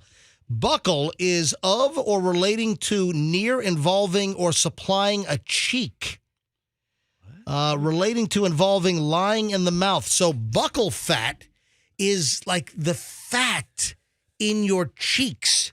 It's kind of what you want. Don't you But want that? Generation Z is obsessed with the removal of the buckle fat. And this is, again, this is the removal. Buckle. All right, Fester, you can stop now. Buckle. All right, knock it off. Fine. Don't play it again. Buckle. All right, stop. Buccal fat removal is one of the hottest trends going in cosmetic surgery. And you've got a ton of celebrities. You know, what's her name? Chrissy Teigen did this. Remember her whole face changed? Yeah. And she, like, lost that, like Michelle calls her chipmunk face, or did. She went from chipmunk to like Skeletor. Yeah. Just sucked right in. Yeah. So, So- Michelle, my wife hates Chrissy. Here, listen to this. Why? I don't know. Hang on a minute. I'm going to call Michelle quickly. Her cheeks used to look like sunny side up eggs. Yeah. So I have news for all these Gen Zers. Yeah. All you have to do is age, and that goes away. Like, I used to have a fat, round face when I was in my 20s, too. And now I'm a little bit older, and it's sinking in. Hey, are you okay? This is my last 5 minutes of sleep. What do you want? Oh. Hey, Always. are you listening to the show right now? Yes, buccal fat removal. Chrissy Teigen had it done. And don't you love Chrissy Teigen? I can't stand her. All right, so why can't you stand Chrissy Teigen? Oh, I just think she's so fake and phony. Her Twitter, I remember I used to follow her on Twitter, and it would just like, it's Well, like nails on a chalkboard. Now she had the fat removed from her cheek line, so that's why her face has totally changed. But it turns out that Gen Z, the Gen Zers and younger patients are clamoring to get this procedure done. There are a few side effects to consider as they age, though. Usually people who are younger like to have this procedure done, but as we age, the face becomes more gaunt naturally. That's what I just said. So, okay, Yeah. you're right. Can I give you a cookie? Yes. You could give her Right. a Slim And Slim Jim. Jim would be nice. You can Right? add some gummy bears. You can have some cola gummies and some Slim Jims. MJ, I'm looking at before And chew on one of Froggy's fishing lures as well. no hooks. No hooks. I'm looking at before and after Yeah. photos of a woman with half of her face with her original buccal fat, and then after the surgery. Yeah. And it's a pretty deep contour into the cheek as it kind of flares out to the what was that? Eye socket? I prefer her with buckle fat. Yeah. You know what? I really do. got to be honest. The buckle fat looks better in It's some youthful. Yeah. some of these pictures. You know, a little bit of like, little pudgy, kind of, able to grab little chubby cheeks, Yeah, little chipmunk face. Listen, Yeah, it's women- the Hadid look. What'd you say? It's the Hadid look, I think. Like, their faces are very What are their names? narrow. Sculpted. Bella and what? Gigi. Gigi. Bella and Gigi Hadid. That's right. Right. And They've got very who the narrow hell are they? What have they ever done? What do they really do? The Hadid sisters. They were Supermodels. born to a father who was a billion real estate investor who then lost it all. Oh, okay. Oh, that's right. There you go. Yeah. All right. Well, there you go. Buckle fat. Now, Michelle, where are you on buckle fat? I ask about it when I go. Is there anything else I need to get done? And they say no. It's okay. I don't Isn't need to have this anything removed. just the classic example of be happy with what you have? Because the 20-year-olds want their buckle fat gone, and the plus 20-year-olds want more fat in their face. It's just be happy with whatever stage you're at. Yeah, it's kind of weird, isn't it? Yeah. Mm-hmm. I've been working to put more fat in my face since my 20s almost daily. I mean, You're well on your way. several times a day. And oof. Yeah, you've got no issue with that, do you? I don't even know where my buckle bone is. Varied. Buckle fat. I've never even heard of buckle fat. Hey, Michelle. Yeah. What's that? Don't go changing to try and please me. You never That's all let I me do. down before. Is that a song? Yeah, it is. Is that a Billy Joel song? And don't imagine you're too familiar and I don't see you anymore. I would not leave you in times of trouble. We never could have come this far. I took the good times. I'll take the bad times. I take you just the way you are. What is this? Some wedding from like 1985? What is it? What's going on now? All right. Generation Z, obsessed with buckle fat. They want it out. And then when they age and they get gaunt naturally, they're going to start looking like a sack of bones. Like Maria Shriver. I don't know what's going on. I like that look. I don't know what's going on there. Hot look. Yeah. Her cheeks are It's almost like she's like, Oh, Maria, I want your cheeks. She's always had that look. You're picking on her. That's her natural. All right. That's her natural bone and face structure. She's got vert ramp cheeks. Should we I've go seen to heartwarming stories in the future where like a 20-year-old daughter lets her mom have her buckle cheeks, her buckle fat. She does a transplant, like an organ transplant. What? I gave my Hold mom on, wait, are you serious? They don't take fat out of one person and put it into someone else. She's making a joke. She's making a joke. Oh, okay. She's like, I can see in the future where some 20-year-old, I want to know for my mom who I love and always supported me. I'm going to donate my buckle fat to her. Fester could be a fat donor. How would you like to have How would you like to have Fester's fat? I want Fester's back fat installed on me. You could like women that get the butt implants, the fat implants in their butt. Is that an opportunity to make a few bucks? Fester, you could be a supply line. Are they looking for harvesters? Donate fat? Yeah. No, but you can wait. You can take your own fat and then put it like in places. That's what they do. Yeah, they do that. Your What own, if you took someone else's though? What would how would it react in a If different you're body? naturally thin and you need a fat transplant. Who's a celebrity that got some of their butt put on their face? You remember that? It's not just celebrities. Jonah Hill? Yeah, people are getting like their stomach and putting it on. Yeah. Oh, you know who it was? Geraldo. Geraldo got his butt put on his face? Yeah. What? Geraldo has some of his ass on his face. No, he doesn't. I swear to God. All right, hold on. Do a Google search. Geraldo's ass on face. Geraldo has ass on his nose, I think. Geraldo surgery. Ass on face. No, you gotta go to all. I'm getting there. Go to all. Geraldo's makeover. Okay, hold on. Nose and fat from his buttocks implanted surgically on his forehead. What? Hold on a minute. Again. Oh my Hold God. on. Froggy, this is from the Washington Post. From 1997. Geraldo really did have ass fat put on his face. I'm the king of my nothing God. facts. How do you know this? I don't know. You don't know anything. And you knew from 1997? This is a story from the Washington Post and Lloyd Grove. I'm not sure why. December 12th, 1997. Geraldo had butt fat implanted on his forehead. I gotta find it. Are you kidding me? Because I remember, and I was like, when I was 16, I heard, I was So like, he did. He had his ass put on his face. Yeah. He's ass face. He's butthead. He's ass face. I told you. See, I do know some things. My God. You don't even know that Biden was president earlier this morning, but you know Geraldo had ass face in 1997? He's butt his face. Yeah. All right. You're being awfully quiet, Michelle. Well, that's what people do. Yeah, sit back, let the show come to you. Instead of getting filler, you know. Every time I see Geraldo, all I see is his ass. On his forehead. Yeah. All right, Michelle. See you in a bit. So when Geraldo's out in the field and he's sweating and he wipes his forehead. Anybody excited about the River O'Green is coming back to Tampa? Oh, yeah. It's so good for the fish. Did they take time off? What do you mean? Did they do the River Green last year, or Yeah, I think the last couple of years it was canceled because of. I know COVID. Yeah, Andrew knows. It was back last year Okay. after having been delayed. So it was canceled for COVID 2020, right? Yeah. Maybe 2021. And then 21, and it was back last year for 22, and now it'll. All right, so the River O'Green is going to be Saturday, March 18th, downtown Tampa. Now, Froggy, what do you say about the fish? Does it harm the fish? I want to know. No, they say it's all non-toxic. Oh, then it's no big deal. Yeah, as an Italian, I could care less about this sham Irish holiday. Please. Bunch of leprechauns. Hey, It's a big bar holiday, that's all right? it is. A bunch of alcoholic leprechauns. I don't care. Master. Anyway, it's going to be 11 a.m.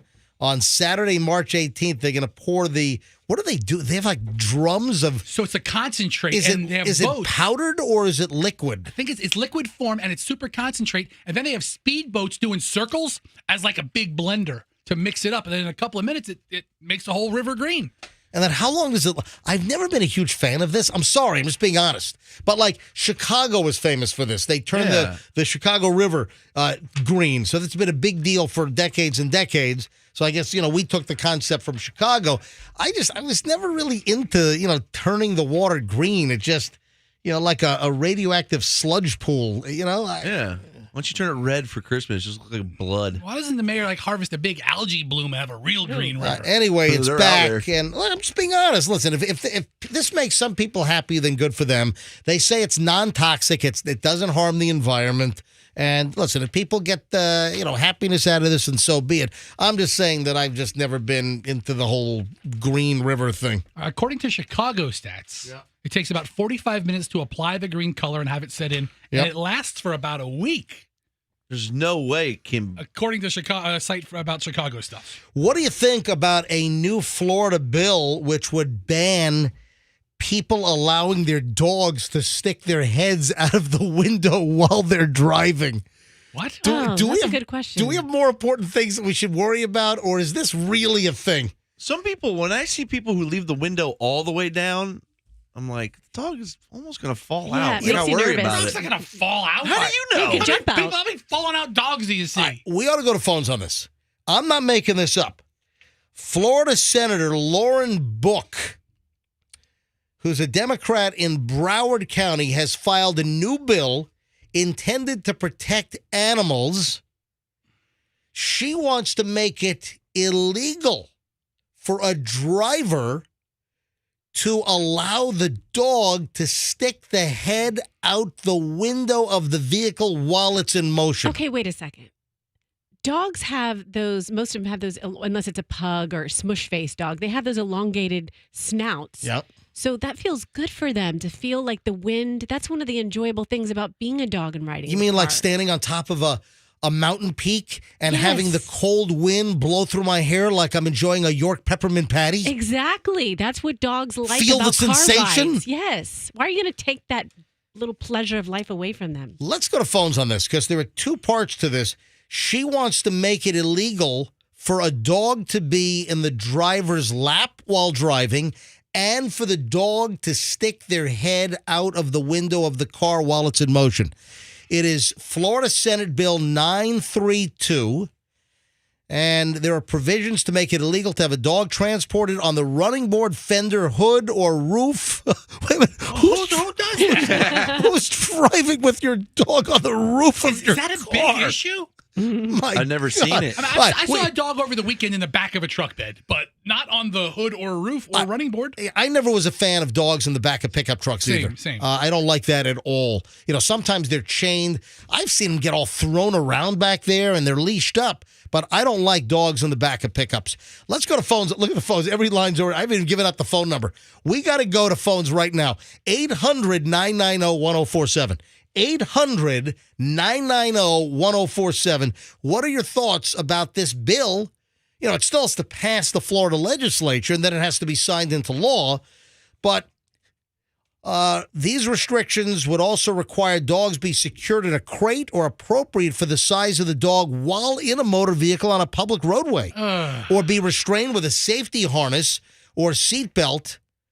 Or be under the physical control of somebody other than the driver. So somebody else would have to be holding the dog or have, there are those restraint systems. They have those like harnesses that then can plug into the seatbelt to restrain the dog. I mean, you get into an accident, your dog becomes a projectile. You're buckled in, but the dog isn't. There are multiple aspects to this Florida Senate Bill 932, but the big headline is, people that drive down the road and you see the dog going, The dog's like just, you can just see the dogs going, wee. The dog's living their best life. Yeah. What's that, the pig commercial for Geico where the pig was like. The three little pig, wee all the way home. That was the Geico spot where the pig's hanging out the window with like a pinwheel or something. All right, let's go to phones on this. What are your thoughts? Are you a dog window driver?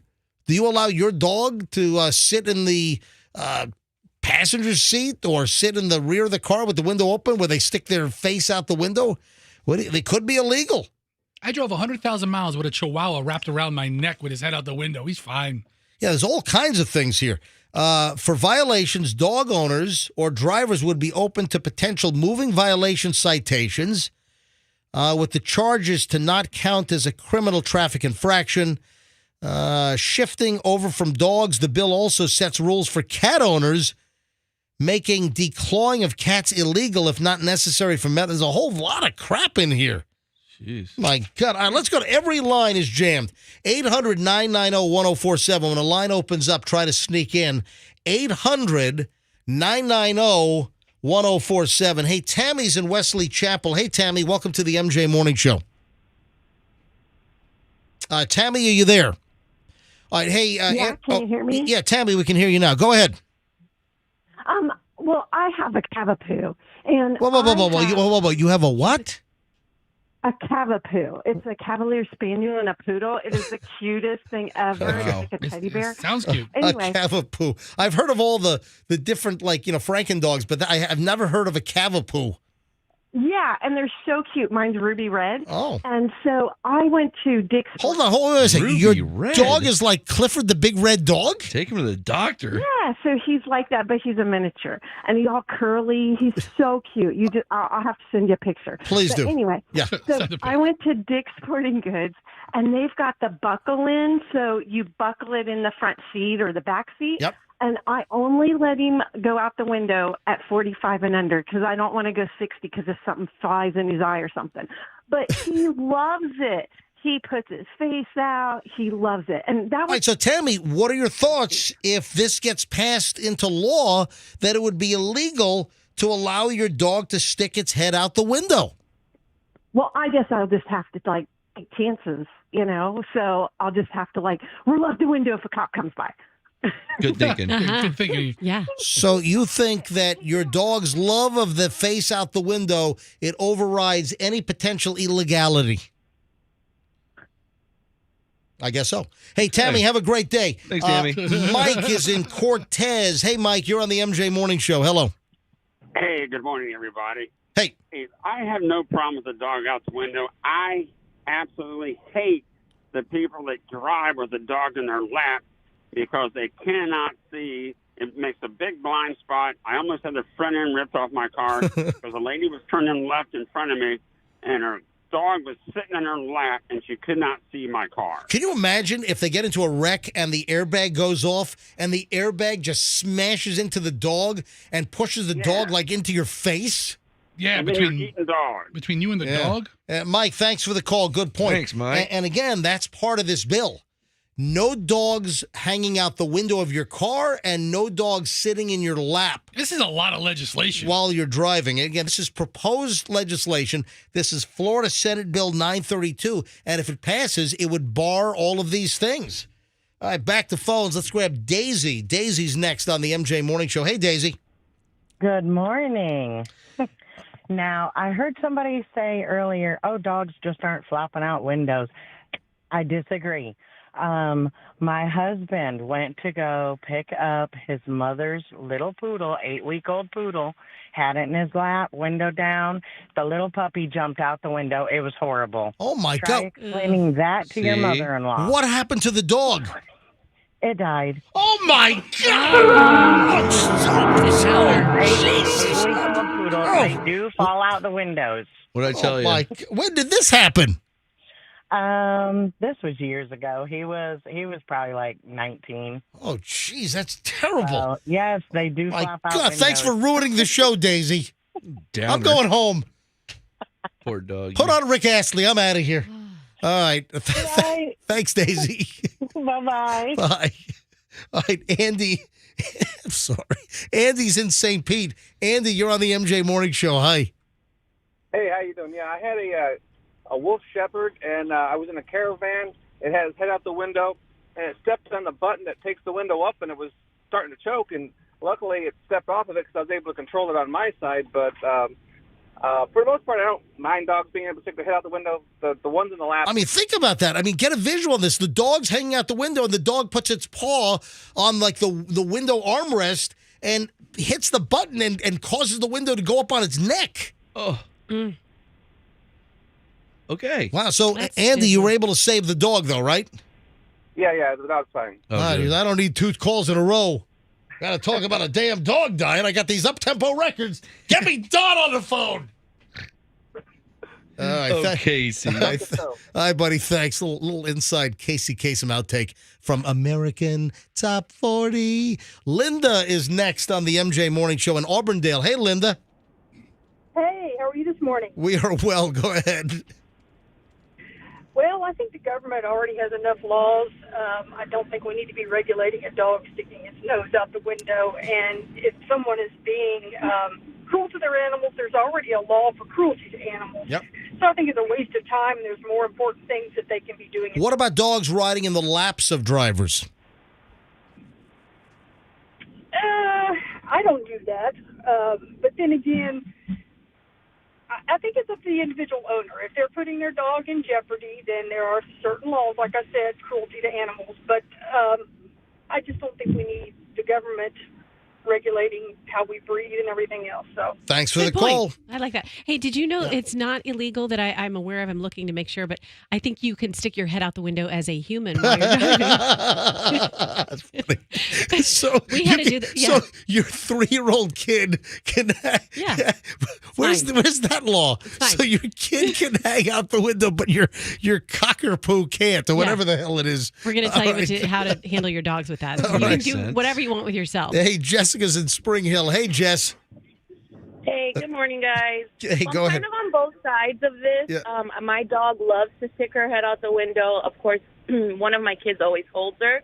But last week, I had to actually call 911 because someone was dragging their dog through with a leash out their window, dragging him down the road. Oh my God! That's It's abuse. It's like, That's- it's like Clark torture. Griswold with the the vacation movie with the dog on the bumper. Poor doggy. My Yeah, God! and luckily the dog slipped out of the collar, but he was all banged up. Oh my! Where was this? Driving down Broad Street in Brooksville. Holy frig! All right, thanks, Jessica. Have a great day. Must have been an accident, right? All right, Carlos in Tampa. Hey, Carlos, you're on the MJ Morning Show. Welcome. Good morning, long-time listener. Thank you, Wherever. Carlos. Appreciate it. What's up? Hey, I'm voting for this, man. All this distraction you see all the time, kids, dogs all over the place. It looks like a freaking park inside the car. Dogs all over the place. My dog jumped out the window on Del Mabry and Bears Avenue. Had to stop in the middle of the intersection just to get him in the car. It was a big dog, too. Well, when did your dog jump out of the car in the intersection of Dale Mabry and Bierce? This is about a couple of years ago. Wow. What kind of dog was it, Carlos? It was a mutt. It was a Rhodesian Ridgeback. They're great. Rhodesian Ridgebacks. They're cool dogs. Hey, Carlos, thank you, buddy. Thanks for listening. Yes, sir. Have a great day. All right, 2 more calls, and I got to move on here. And if you're just tuning in, a Florida state senator from Broward is introducing Senate Bill 932, which, among other things, would make it illegal to allow your dog to hang its head out of the window. So when you see the dogs loving that air as the car's driving, that would be illegal if this is signed into law, if it passes and then it's signed into law. And also, having dogs in your lap in the car would become illegal as well. All right, last call on this. Tom in Trinity. Hey, Tom, you're on the MJ Morning Show. Hi. Hey, how's it going, guys? I love the show. Thanks. Hey, so my wife and I saved up for years to get an English Bull Terrier when we were up in Michigan. And we finally got the puppy. I'm taking it to dog training school so it'll listen to what I say. And I'm flying down a country road at about, 65 miles an hour. Dog's on a leash, jumps out the window. It's having such a great time. I'm holding on to the leash, and I have to slam the brakes with all these cars behind me. I end up sideways in the road. My dog's just kind of hanging there from the side. Nothing too bad. But everybody behind me just had this look of fear because my dog was loving it so much, she jumped out the window. So the American dream, I'm for the law. We don't need cars turning sideways with dogs hanging out of windows. There you go, and you speak from experience. Thank you, buddy. Have a great day, and thanks for listening. Thanks for calling. Sure. All right, there we go. All right, Fester's like, who are you talking to now? Fester's on the phone. Hey, this is Fester from the MJ Morning Show. Hold on. We're talking about the senator right now and her legislation with the dogs. I don't need to talk to the senator. And we were wondering if the senator was even available. I don't need. No. All right. Is she hanging out of a car window right now? Hanging her head out of a car window? She's busy coming up with these. Fester's crazy trying new to laws. call the We took a senator. bunch of calls. A lot of people support her Yeah. legislation for Yeah. animal safety.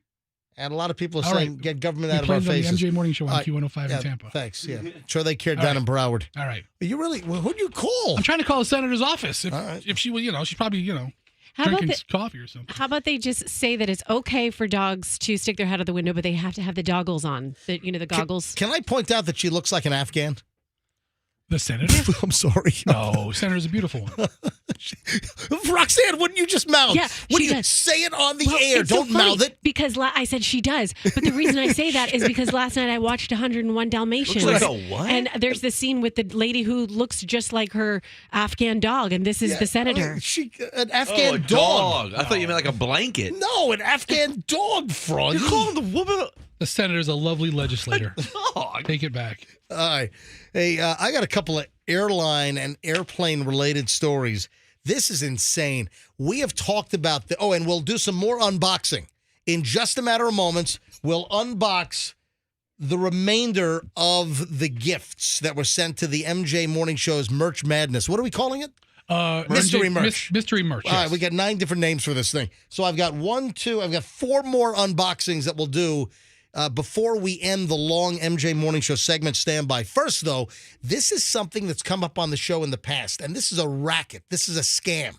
This is a airplane pre-boarding racket. And why are you smirking, Fester? I'm waiting to hear what you have to say. He loves racket. Everybody knows that when I travel, I carry a collapsible cane with me just to get on the plane early. Dude, you're ridiculous. There is a story of a Southwest Airlines flight that was flying to New York from, looks like San Juan. 55 passengers were in wheelchairs to get on the airplane. Are you kidding me? Was a murder ball tournament going on? Wait a sec. Listen to this. When 50, this is from the View from the Wing website, which is a great aviation website, just tons of stuff. When 55 passengers board a single flight using wheelchairs, that's tough not to notice. But when only 25 need assistance getting off the plane at their destination, it starts to look like 30 people requested assistance just to get priority boarding. What? Yep. And since this is a Southwest Airlines flight, wheelchair assistance means getting on board in front of all those with an A boarding group, or even those that paid for, like, they're A-listers, or they paid for A-list boarding. Oh, man. Oh, my God. And suddenly you've got 55 people taking all of the upfront seats that you wanted with your A-list, or that you paid extra to get into the A group, and you got 55 people in wheelchairs? How long did it take to load all those how people? long it's going to take? God, it probably took as long as the flight to get them all loaded, to get 55 wheelchairs on the plane. My God. You can't even fit them in the little tube terminal thing. This is insane. So all these early boarders, they got their choice of seats. Listen to this. A friend shares a not uncommon sight from Puerto Rico. 55 handicapped during pre-boarding, including 20. Oh, here it is. 55 handicapped, including 25 wheelchairs. And then guess what? On his return flight, 15 used wheelchairs. Only 1 needed a wheelchair to deboard. So that's a whole other aspect here. It's that they get on the plane in a wheelchair, but they don't need a wheelchair to oh my God, it's a miracle! Unhealed. They were healed on the flight because they were close to the Lord. They were 35,000 feet in the air. They are, healed. Like, it's such heaven. Okay, wait. Did you say what airline this was? Southwest. It was Southwest. That's Okay. the whole story. Yeah, that's the whole thing. That's the story thing. is Southwest. Yeah. So, Because if it was any other airline, they would have an assigned seat. This is incredible.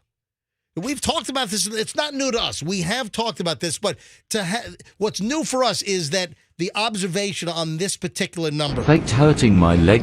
Oh, what is that? I clicked the video of the guy who faked hurting his leg to get on a flight early. Oh. I don't know what it was, but I didn't know it was playing either. Now listen, Fessy, use a cane to try to get on early. Yeah, the crutch is just too big. But if those collapsible canes that fold into themselves, perfect. Yeah. Anyway, so I just thought that was of note and interesting. Now, here's another story. This was from a Reddit subgroup, and I don't get this. There are a couple of problems with the story. A guy said that he gets to his seat, and a woman is in his seat. She apparently is supposed to be in the seat behind. Okay. She won't move. So he claims that during the flight, he set a timer on his phone. Right. And every 2 minutes, he would kick her seat. Okay, quick question. Yeah. So she was it's window for window? Middle for middle? Was it the same thing? What does it matter? So she's in row 23 and should have been in row, and he's in row 22. It was aisle seat. Sounds like it because it was a flight from Florida to California, and it was this person had a ticket for aisle seat 23C. So you have on your typical 3-3 configuration, which is most of the jets, unless it's a heavy or a wide body. You typically have 3 and 3. The Boeing 737, the Airbus 320, which are the most common commercial jets. So you have A, B, and C, and then you have D, E, and F. And it's C and D that are the aisle seats. So he had an aisle seat in 23C. And the woman was sitting in his seat. She should have been in 24C. First of all, that's a big deal. Big whoop. But if you want that seat, if you want to be one seat closer to the door, then you call the flight attendant. Yeah. The flight attendant will tell the woman to get up and move to the seat behind. Maybe the woman had her travel partner in the middle seat in 23, and she could have been a little nicer about it and said, hey, I'll buy you a drink. Do you mind if I sit here? That's an easy solvable problem. I mean, for him to kick her the whole way is I'm sorry, but I don't have that information. I don't know if that's the case. But this particular story is about the guy decides to set a silent timer on his phone, and he ended up kicking this woman's seat every 2 minutes. That's dedication. During the entire flight. Consistency. From Florida to California. Dude, that's a 4.5, 5 hour flight. There's no way he did it every 2 minutes. Yeah, I mean, there's just no way. I also have a hard time believing that he did do it every 2 minutes for the entire flight. Why do you need to set a timer? Just look every 2 minutes that goes by on your phone. I mean, you got to think 30 kicks an hour. It's 4 hours. That's 120 kicks. I still don't understand why you just don't get the flight attendant who will rectify the situation. I just wouldn't don't care. And yes, I said rectify on purpose. So. All right, come on. More MJ mystery stuff. You just want more free I'm excited. stuff. I have one more plain story. Okay. Yeah, one more. The headline is, I made a little girl cry by making her move from the window seat that I booked for a long-haul flight. What do you do?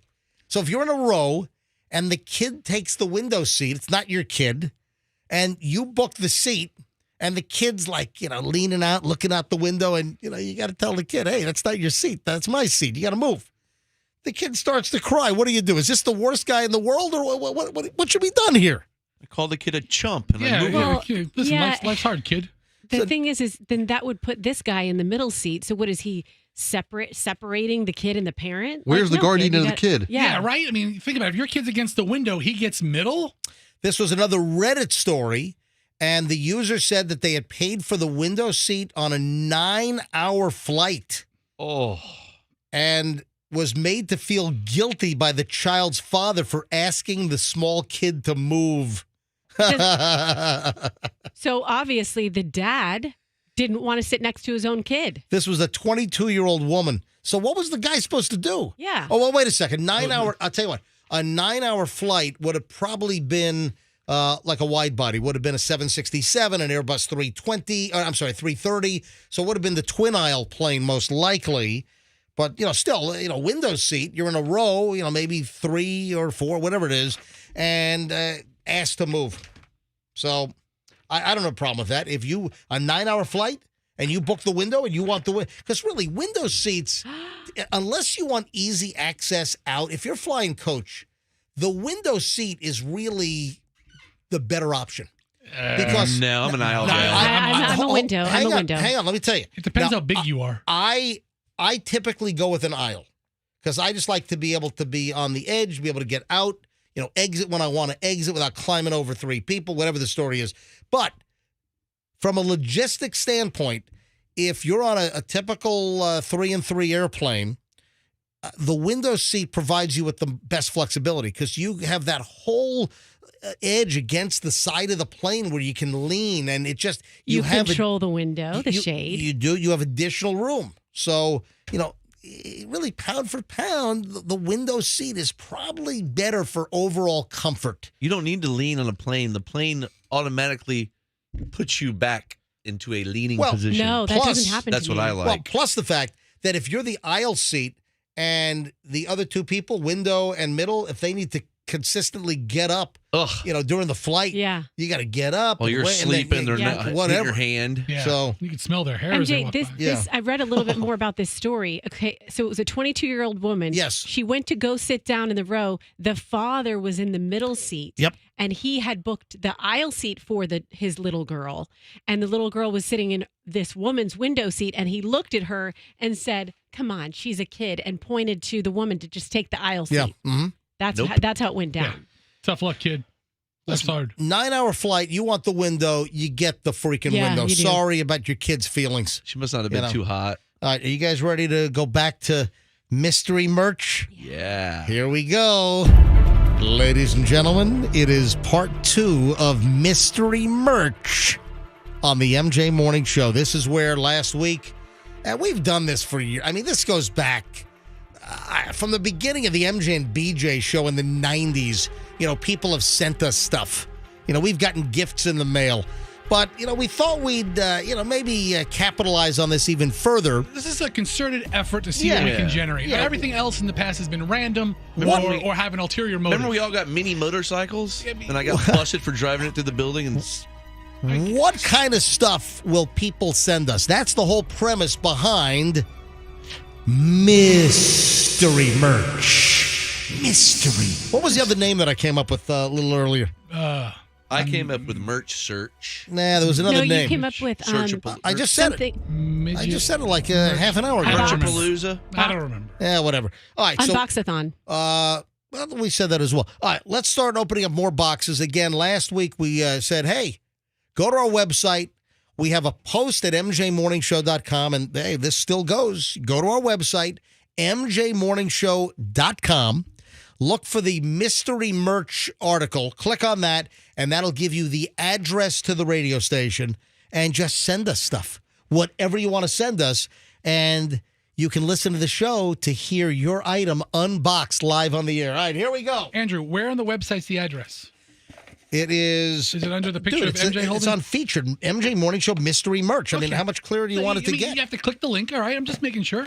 Right there. Here we go. This is another Amazon box. I'm opening up this box. Mystery merch from Brian.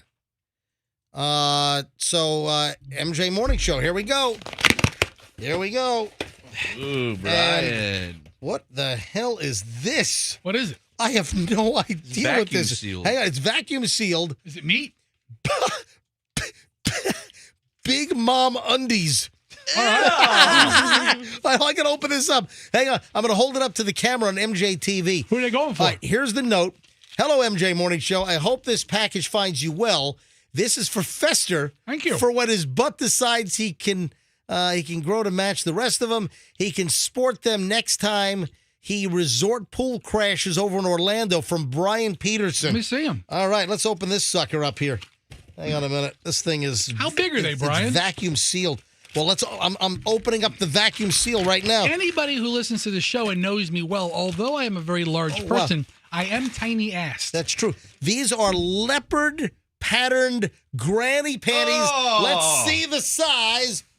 Oh my those are too big. God! Those are not going to fit Fester. Holy crap! All right, Brian. Oh my God! This is like a body condom. Brian. Oh my God! This is huge. I mean, we could fit the entire show inside those Yeah, we shorts. could all wear it as a singlet together. Oh my Tie some God. straps to it to the top. Sew some straps. It looks really good on you.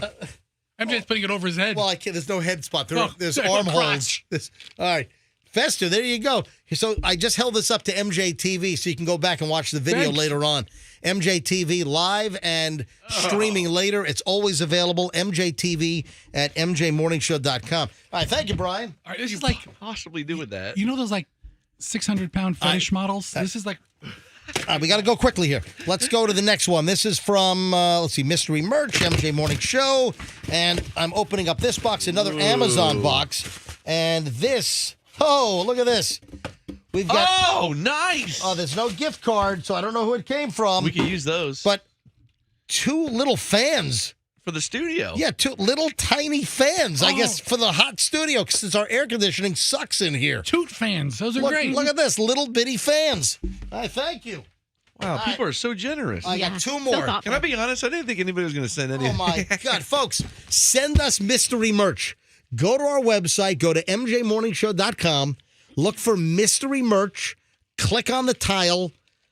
Click on the web entry, and our address is there. Send it to MJ Morning Show Mystery Merch. All right. Here's the next one. And this, what is this? This is from... Big box. Yeah, I can't even see what it is, but it's a huge box. All right. I'm opening up this. It's live unboxing, ladies and gentlemen. Oh my God! What is it? What the hell? What is it? Oh, it's all kinds of crap. It's a box full of. Here's a saw blade. What? Here's what is this thing? That's an angle. It's a Stanley Quick Square. Yeah. What did this guy rob a hardware store? I got an extra heavy blade knife. I've got a screwdriver. We need all that stuff for the MJ Morning Show toolbox. Don't let our engineers know. Aerosol deer attractant. It's called Dough and Heat. I want that. Oh my God, what is it? This is insane. That's Hang awesome. on a minute, dude. It'll take me an hour to go through this. There's 50 items in this box. Custom wrap removable car glow-in-the-dark car coating. Whoa, you can make your What car the? glow. Oh my God, I can't even get through all this stuff. That's amazing. What's Who's the it from big again? box? Here's a chalk line. What's the big box in there? Oh my God. The big box is a pooper scooper. Is there a stud finder in there? It's a jumbo pooper scooper in here. This is the ultimate random. My God. Here's a U-Haul. Oh, I'm sorry, wall. It looked like U-Haul because it's The orange brush. and white.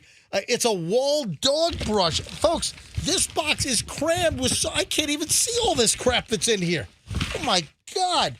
Here's professional picture hanger kit. I need that. We need that for the my office. God, That's this is... awesome. Why? Is it just some stuff he had in his garage? I don't know what the hell it is. Seriously, there's 75 items in this box. Is this going to turn into people just putting crap from their house in there? All right, Because- and then the last thing is an envelope. And this was just a drop off. And I don't know what this is, whether this is a gift or not. Let's get the segment started right. To make up for the crappy batteries for calling Fester a fat ass, I'd like to treat you all to an awesome burger at El Cap. What? Is that from Brett? I heard you mention the restaurant many times on the show from Brett Green. All right, Brett. That's awesome. He said, sorry that I didn't send you a Burns Steakhouse certificate, but oh my God, I've got a $50 El Cap gift certificate to El Cap right here on 4th. Let's go. You better share that, dude. Oh my God, look at this thing. You better share Oh, it. El Cap sticker and a $50 El Cap gift certificate. Morning show lunch. What Brett doesn't know is we can't stand each other off the air. How many beef jerkies That's have you not had? true. We hang out all the time. All the time's a stretch. Well, don't we have 2 dinners we're supposed to go to that we haven't gone to? Maggiano's is MJ's one. going to keep that. We and got not a get bunch of into things. it. We've planned a Well, bunch of dinners we're never going to get to. The Maggiano's thing is I have gift certificates from 1999 or 2000. I've got 3 $25 Maggiano's gift certificates that were given to me when they opened up at West Shore Plaza. And I think it was like 2000 or something. And are they still good?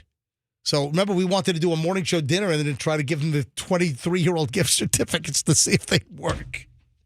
Man, this is successful. MJ Morning Show mystery merch. What's next, folks? I guess we'll find out when the next huge delivery of MJ Morning Show mystery merch boxes arrives. What are you going to send us from Amazon or from wherever? The address for mystery merch for the MJ Morning Show is on our website at mjmorningshow.com. Just look for the mystery merch little entry on our website at mjmorningshow.com. All right, when we get back, candles. Now, Rox, you're a candle burner, aren't you? I do it sometimes. Yes. You got to hear this about candles. And then, do you know about the divorce registry? Oh, yeah. Do you know about this? Speaking I of read free, something about that. well, it totally comports with mystery merch and us getting free crap from listeners sent to us. It's divorce registry time for many.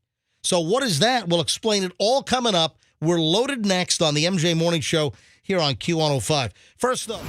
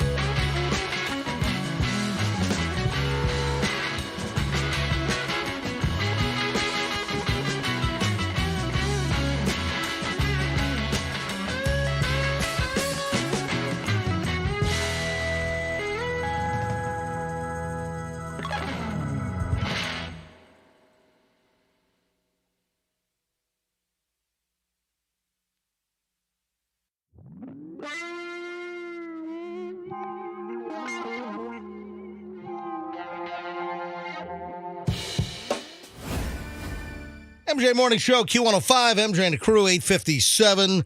Another long chunk of the MJ Morning Show right now. Fester, Froggy, me, MJ, Roxanne is wandering around the building somewhere right now. One other thing, inside that giant box of all like that hardware that someone sent us, the mystery merch, inside was a package of round latex castrating bands. Not recommended for calves over 250 pounds.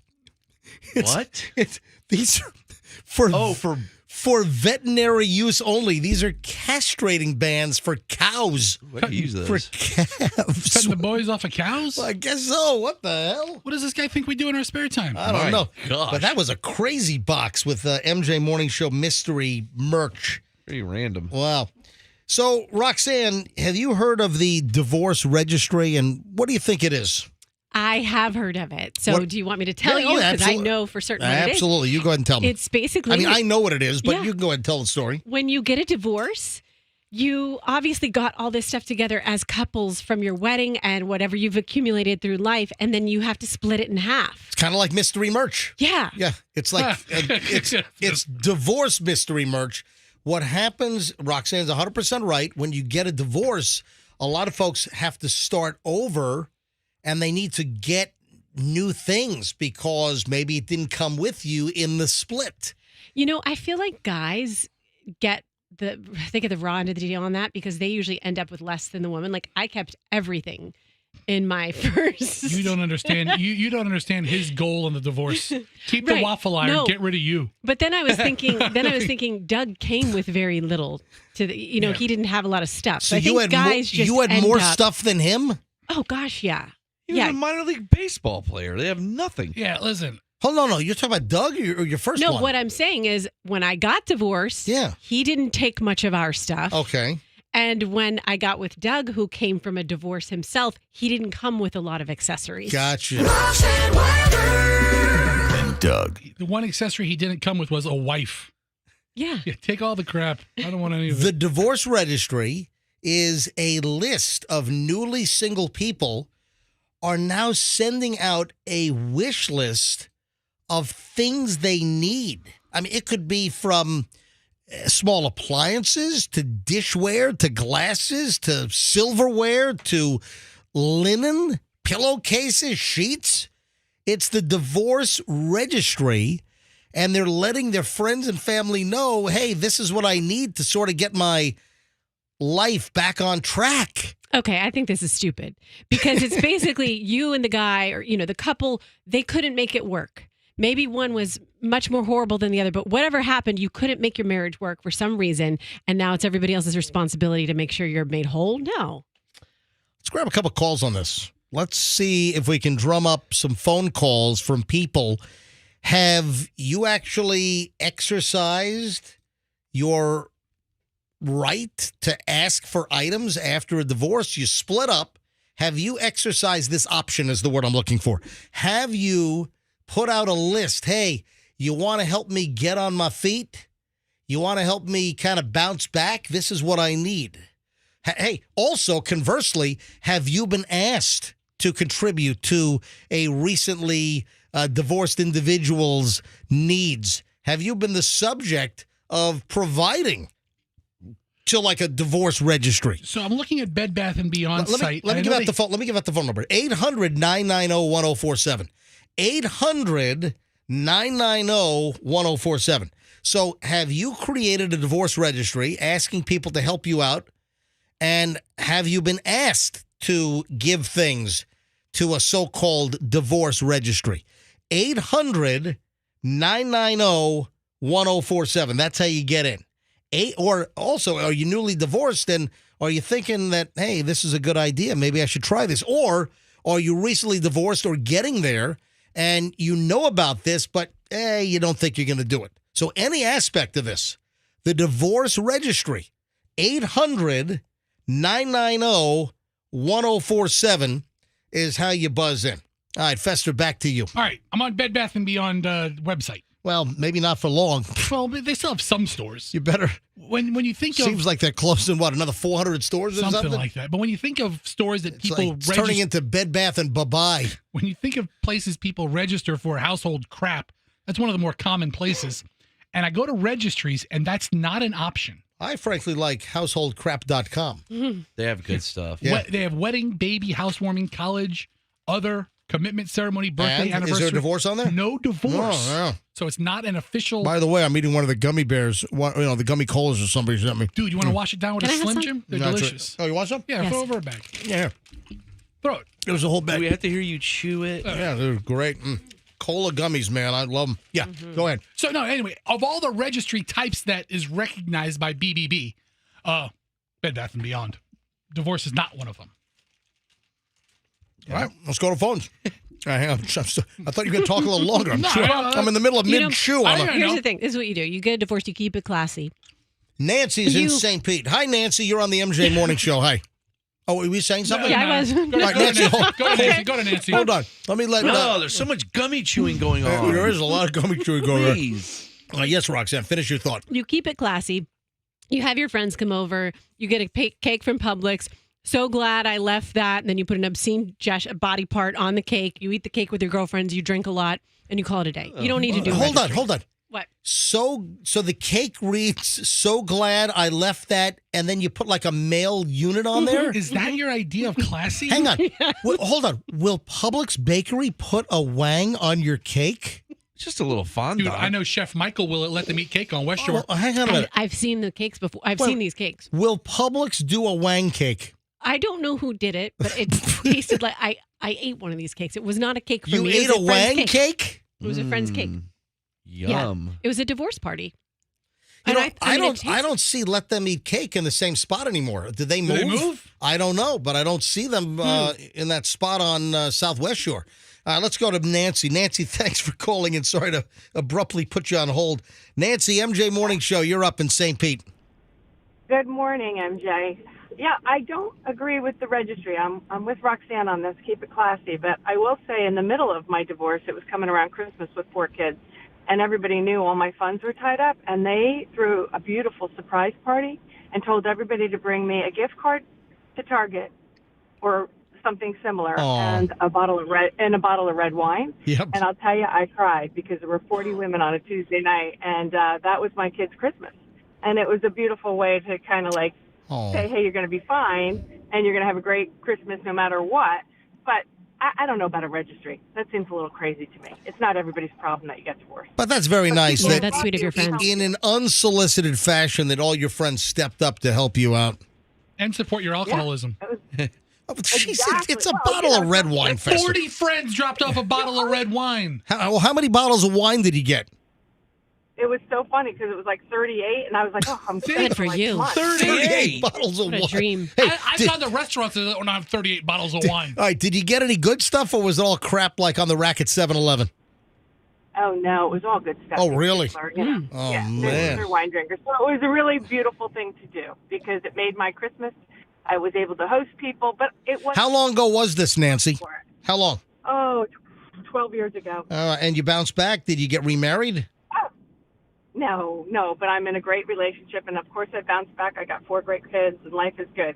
And it's funny because the people that threw me the party were just here sailing this weekend with us, and they were talking about it. So it just made me laugh when I heard you talk about it because I would never have done a registry, but what they did, knowing what I was going through, was beautiful and unexpected, and it's the way to go if you're a true blue friend and you know they're in a hard time, you know? Awesome. Thank you, Nancy. Thanks for listening. Have a great day. Melissa in Dade City. Hey, Melissa. I think it is absolutely ridiculous. I get helping family and friends out. If you have extra stuff, give them. But to do a registry, that's just crazy. Yeah, to put out a list of things you need help with after the divorce, like, you know, hey, I need all this merchandise. Thank you, Melissa. Have a great day. Joanne's in Tampa. Hey, Joanne, you're on the MJ Morning Show. Hi. Hi. So, yeah, I think it's not such a bad idea. I'm actually a consultant with Pamper Chef, and I have done several of divorce parties, and I had one friend who had a really bad divorce and didn't get, and her husband was awful, didn't give her anything, and she... Well, wait a sec. Hold on, wait. The woman had a bad divorce. The husband didn't give her anything. Well, where was her lawyer making sure that she got her share? I mean, as far as like household stuff, I mean, I don't know personally financially how it went, but as far as household things, like as far as like sheep, they were fighting over like crazy things. And you know, like I said, I've done a couple of these parties for friends, and they're successful. I don't really think it's a bad idea. I mean, personally, I think after you're married after a certain amount of years, you should have a registry because, like, you need new sheets, new towels. But hey, that's just me. Now, when you say you've done some of these parties, you said are you a party consultant? I'm a pampered chef consultant, so it's like kitchen tools and stuff like that. So if they needed a new blender or a new like bowls or whatever, they would just like go. Oh yeah, I've seen that. The pampered chef, like if you need like the chopper device, that you know, garlic press. They have cool products. Yeah, little kitchen and things. their friend bought their stuff and sent it to her, and you know it was good. Gotcha. Thank you, Joanne. One more call on this, and we got to move on. If you're a paramedic, I got a hot tip for you today. Okay. So from me, MJ, hot tip for paramedics everywhere. Very important. Last call on this. Oh, it's a guy. Bruce is in Dover. Hey. Hey. No, this is not right. No registry. You know, you got some things laying around the house. That's fine. You know, I got divorced, and you know, buddy stepped up, gave me a microwave. You know, whatever. Nice. Yep. But Was it new or was it food splattered? I wouldn't lower myself to ask for stuff. Was the microwave new or was it all splattered with food inside? Just splattered with food. Yeah, all kinds of Stouffer's lasagna, like sauce all over the inside. all right. And you know what? I loved it. All caked on. You got to get a window scraper to get the crap out of there. All right, thank you, Bruce. The key is to microwave a cup of water, MJ, for like 6 minutes, and it steams it out. Steams it up. What, do you have a lot of experience with decrudifying microwave ovens? Dude, I just crudded up my microwave over the weekend. I cooked grits in the microwave, and it overflowed, and it was like grit lava by the time I got to it. I would have liked to have seen you use that little tactic on the Super Bowl microwave oven, which was egg splattered like a murder scene in there. Dude, that thing was like a crime scene cleanup. I got into a big kerfuffle with our cleaning people over that because I put it by the trash. Yeah, and they put a sign on it, and they said, "We don't take furniture." And then after we smashed it, that is clearly not furniture. That is an appliance. So get your verbiage right. After we smashed it, yeah, I wrote on the microwave, "Good news, now it's trash." And it was still there the next day, and then I had to move it myself. Sons of bitches. Hey, listen to this. Quote, "I was yelling my dad wasn't dead." A woman's father was found breathing after Clearwater medics pronounced him dead. So I guess my hot tip, let me be very clear. I have a lot of respect for first responders, as you know, whether you're a police officer, a firefighter, unless you try to pull a twisted back wambuki after a turkey fryer fire. But listen, I've got other than that, I've got a lot of respect for police officers, firefighters, EMTs, paramedics, you name it. But the hot tip of the day here on the MJ Morning Show would be make sure the patient's actually dead when you pronounce them dead and that they're not still breathing. So I didn't know paramedics could call a death. Yeah. Whoops. Well, yes, you can. I feel like you wait for like a doctor or something. You never seen them do it in the ambulance? You can time of death. I mean, absolutely. If you're trained. 2 paramedics You lost them, guys. Working with the Clearwater Fire and Rescue Department have been suspended because they did pronounce a man dead last week, but then they saw that he was breathing. Yep, they said that 2 of these medics from Station 47 went to a call to a home in an unincorporated part of Pinellas County last Wednesday after Thomas Maxwell, he was the victim, apparently had a cardiac arrest episode. His lips were blue and he was cold, but I was doing CPR and my friend was there and she was doing chest compressions. According to his daughter, Phoebe Maxwell told Channel 8, his chest was going up and down and he was making noises, so his lungs were working. Yeah, that's usually the sign of breathing. When medics arrived, Phoebe said they quickly checked her dad's wrist for a pulse and told them he was gone. I'm like, he's still breathing. Sorry, kid, we lost him. He's like, no, ma'am, he's gone. That's just his body releasing gases.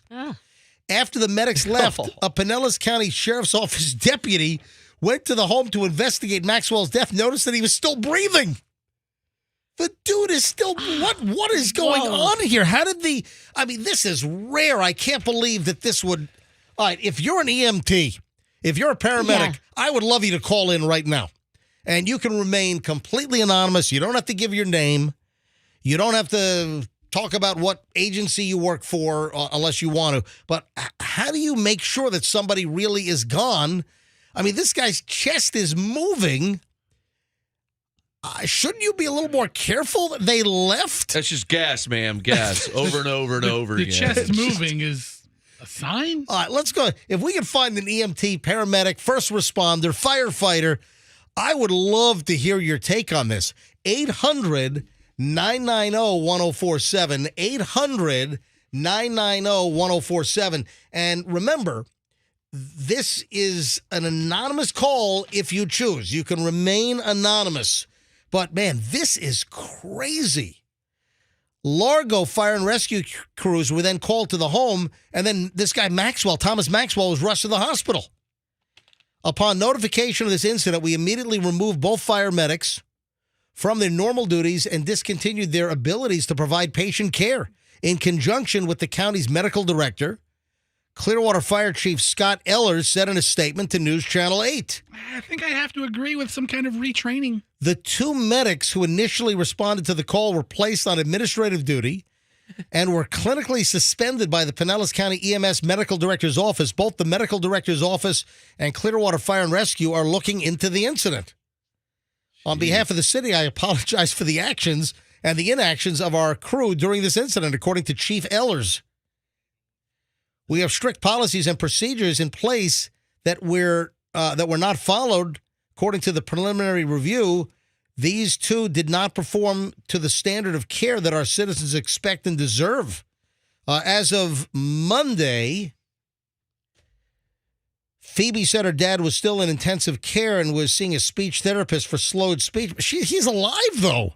That's crazy. All right, we got a paramedic on line one. Hey, Kevin. Welcome to the MJ Morning Show. Hi, Kevin. How you doing, sir? Hey, were you aware of this story? We were actually just talking about it at work this morning at the station right before I left. All right, so what's the take? What do you guys think about this? It's pretty bad, actually. That's not something that would normally take place. Normally, when we get called to a non-breather, we go in. Whether chest compressions are being done or not before we get there. It takes a couple of seconds to get the monitor and everything set up.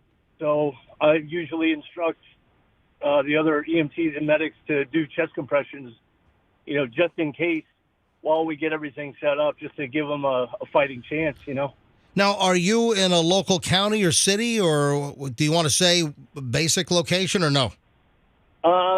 I'd prefer not to. Everybody pretty much knows me. Okay. Where I work. All right. So I think you'd agree that this is being talked about probably at every fire station in the entire Tampa Bay area and probably across the state. Probably this story is going to be picked up across the country, and every crew is probably going to be talking about, hey, you hear about the story in Clearwater, Florida, where this patient was pronounced dead by the EMS. They left, and the guy's still alive. I mean, this is going to be this is a teaching moment, right? I don't want to Monday morning quarterback anything. I don't know what the guys saw when they were there. I don't know what happened, but I feel like the guys that work for Clearwater are usually pretty jammed up when it comes to their medical calls. Guys, they're busy. Yeah, their current job to go to Clearwater all the time, and for this to happen in Clearwater really blows my mind. Yeah, it's weird. Again, this was two paramedics with Clearwater Fire and Rescue. They were called to unincorporated Pinellas County for this call. It just seems like this is just. I would love to know the experience level, how long these two paramedics were on the job. there's got to be just some weird Yeah. circumstances here, you know? So, Kevin, this is not something that like a mistake that could easily be made. Like, oh yeah, it happens if you feel their pulse, and it's like this doesn't happen frequently, obviously. No, it's pretty rare. I don't. It doesn't happen very often at all. Well, Kevin, thank you for your service to the community that you serve. Oh, thank you, sir. I really appreciate And it. Very nice. thanks for being a first responder. We need folks like you. Have a great one, Kevin. Yeah, you too, MJ. All right, bye-bye. The worst mistake you can make in that job. It's pretty close. It It's one is. of the worst. Oh yeah, he's gone, and then they leave, and the guy's still breathing. minute. And they got to call. They got to call a different paramedic. Did they put him in a body bag or My something? God, no. Thank God. Anonymous is in Tampa. Hey, Anonymous, you're on the MJ Morning Show. Hi. Morning, MJ. What's your take here? Well, these guys couldn't have been with Clearwater very long. I mean, that's a complete rookie mistake. You know, first thing you do is assess the patient when you get there. All right, and you are a former firefighter EMT, is that correct? That's correct. That's what my screen says. Go ahead. So you assess the patient when you get there. Now, whether they're breathing or not, due to family being there, you automatically put them on the stretcher and go. Work the patient on the way to the hospital. On the way to the hospital, if you can't revive, you call the medical director. The medical director calls it. I mean, that's just, I can't believe they even left the guy there. Yeah, that's insane. Then they call Quincy ME. Is that procedures? Oh, he's dead. We're leaving. See you guys. Don't you take something with you? Pick him up. Yeah, so, I mean, they couldn't have been doing it very long. What I heard is that you can pronounce, paramedics can pronounce death, but you have to put them on a cardiac monitor to confirm. You heard or this it's from obvious death. you heard this from where? Google. You're reading something. What are you off of Google? Hold on. Is your brother texting you? No, Okay. no. All right. Come on. What are you reading? No, he specifically said, "Do not talk about me." You're reading a text from your Yeah, brother. no, but I asked your him a brother's specific- a fire chief. Yeah, he says, Roxanne, everybody knows that we're related. Don't talk about me, okay? Yeah, okay. So, and he's like, Roxanne's just don't brother's talk a about fire me. chief in Pinellas Park. Jeez, Listen, bro. That's good information. Hey, thank you, Anonymous. Have a great one. Thank you. You too, MJ. All right. Sarah's in Tampa. Hey, Sarah. Hi. I just wanted to say that I was an ICU nurse for a lot of years, and I have had where we declared a patient dead, and they were technically dead, and they did come back after we were doing CPR. I don't know what happened. Listen, there are cases where you hear that in a hospital that they're doing CPR or they're doing chest compressions for like 45 minutes to try to revive a patient. Right. Well, this patient was technically like dead for 10 minutes and came back, and I ended up discharging her from the ICU, and she was a little confused, but not bad for being dead for 10 minutes. I was like, whoa. So those things do happen, but I would never leave a patient. That's a bit much. That's the problem. That's the problem here. Sarah, thanks for the call. All right, Anonymous, another retired EMS. Hey, Anonymous, MJ Morning Show, you're up. Yeah, this is from the 80s in New York State. I'm retired. And if we pull up on the scene and they're doing CPR, you have to continue CPR no matter what anyone says. And as you're doing your compressions, if we have to actually get them on a stretcher at that time and continue that all the way to the hospital, at that point, we could not call in a DOA. Wow. Thank you, buddy. Appreciate the call. One more on. Look, the phone's exploded. And a lot of folks want to be anonymous here. All right. Call from Tampa. Hi, it's MJ. Good morning. Hey, MJ, how are you today? Doing well. Go ahead. So, in Pinellas County, there's a rule that we work the patient 20 minutes before we call them or we call the doctor for discontinued efforts. All right, so they should have worked this guy for 20 minutes. Instead, they cut out. Maybe they were going to Culver's or something. You want to get to Culver's before they close. You got to get a Butterburger or something and some custard. Yeah. The primary equipment we have, the heart monitor, the cardiac monitor, that tells us exactly how the heart is, if it's working or not. Yep.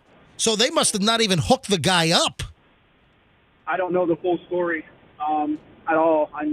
But that's one of our main protocols is put the person on the monitor either, if they're dead for a couple hours or just on the cardiac arrest side of it.